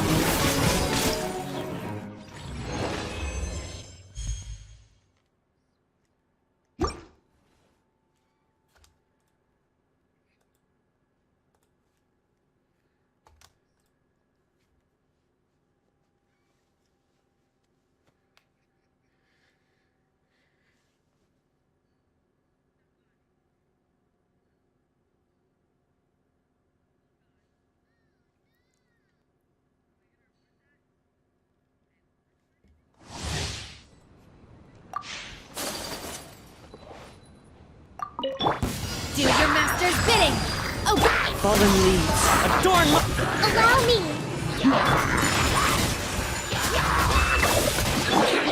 The wind knows me.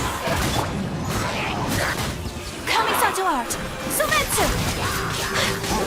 Take flight!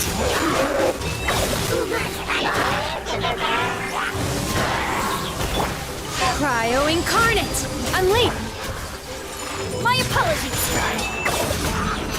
As one with wind and cloud! Hold the line! Sakura swirl!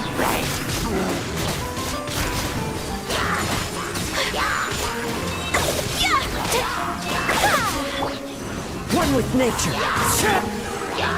Fallen leaves. Adorn my... By ordinance divine! Mana! Rest and rebuild! Take flight!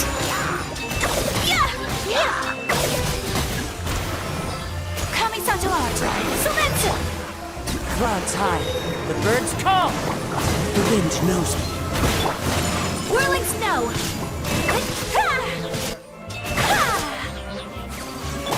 Do your master's bidding! One with nature. My apologies! Embrace the ice! Into the wind. Unleash!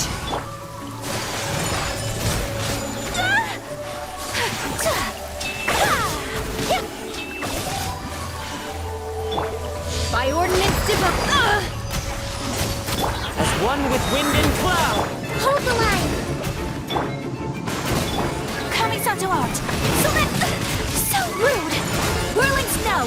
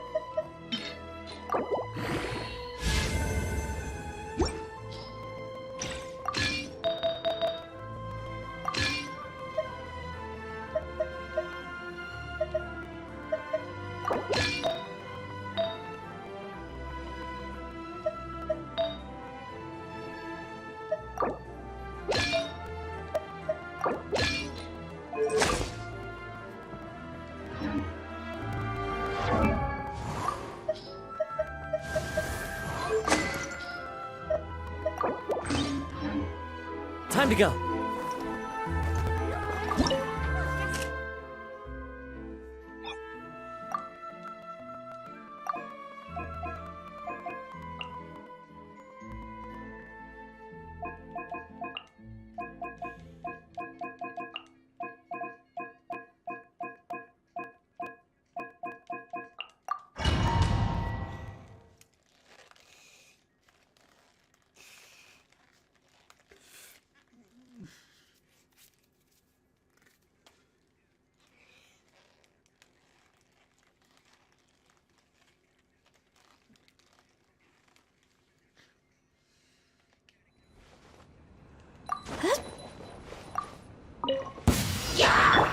Cryo Incarnate! Obey! Time for takeoff. Uphill battle! Embrace the ice! My apologies!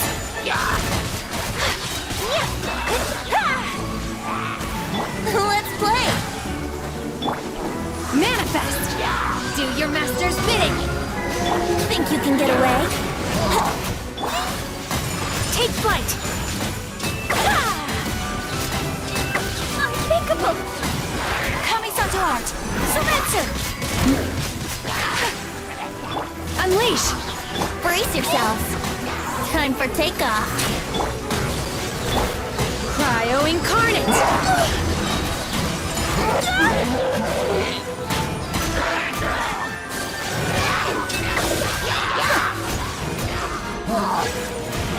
Here we go. Think you can get away? Obey! Embrace the ice! My apologies! Yahoo! By Ordinance Divine! Manifest! Time for takeoff. Take flight! Sakura Swirl! Wouldn't gliding be... Unleash! Cryo Incarnate! You will regret this! Think you can get away? Burst and rebound! My apologies!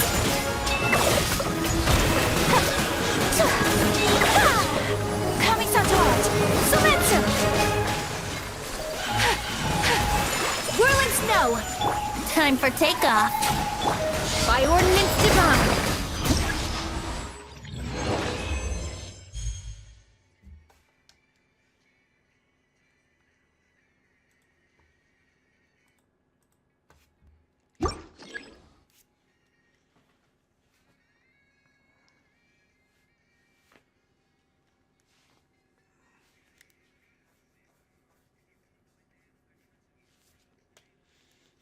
Hmm.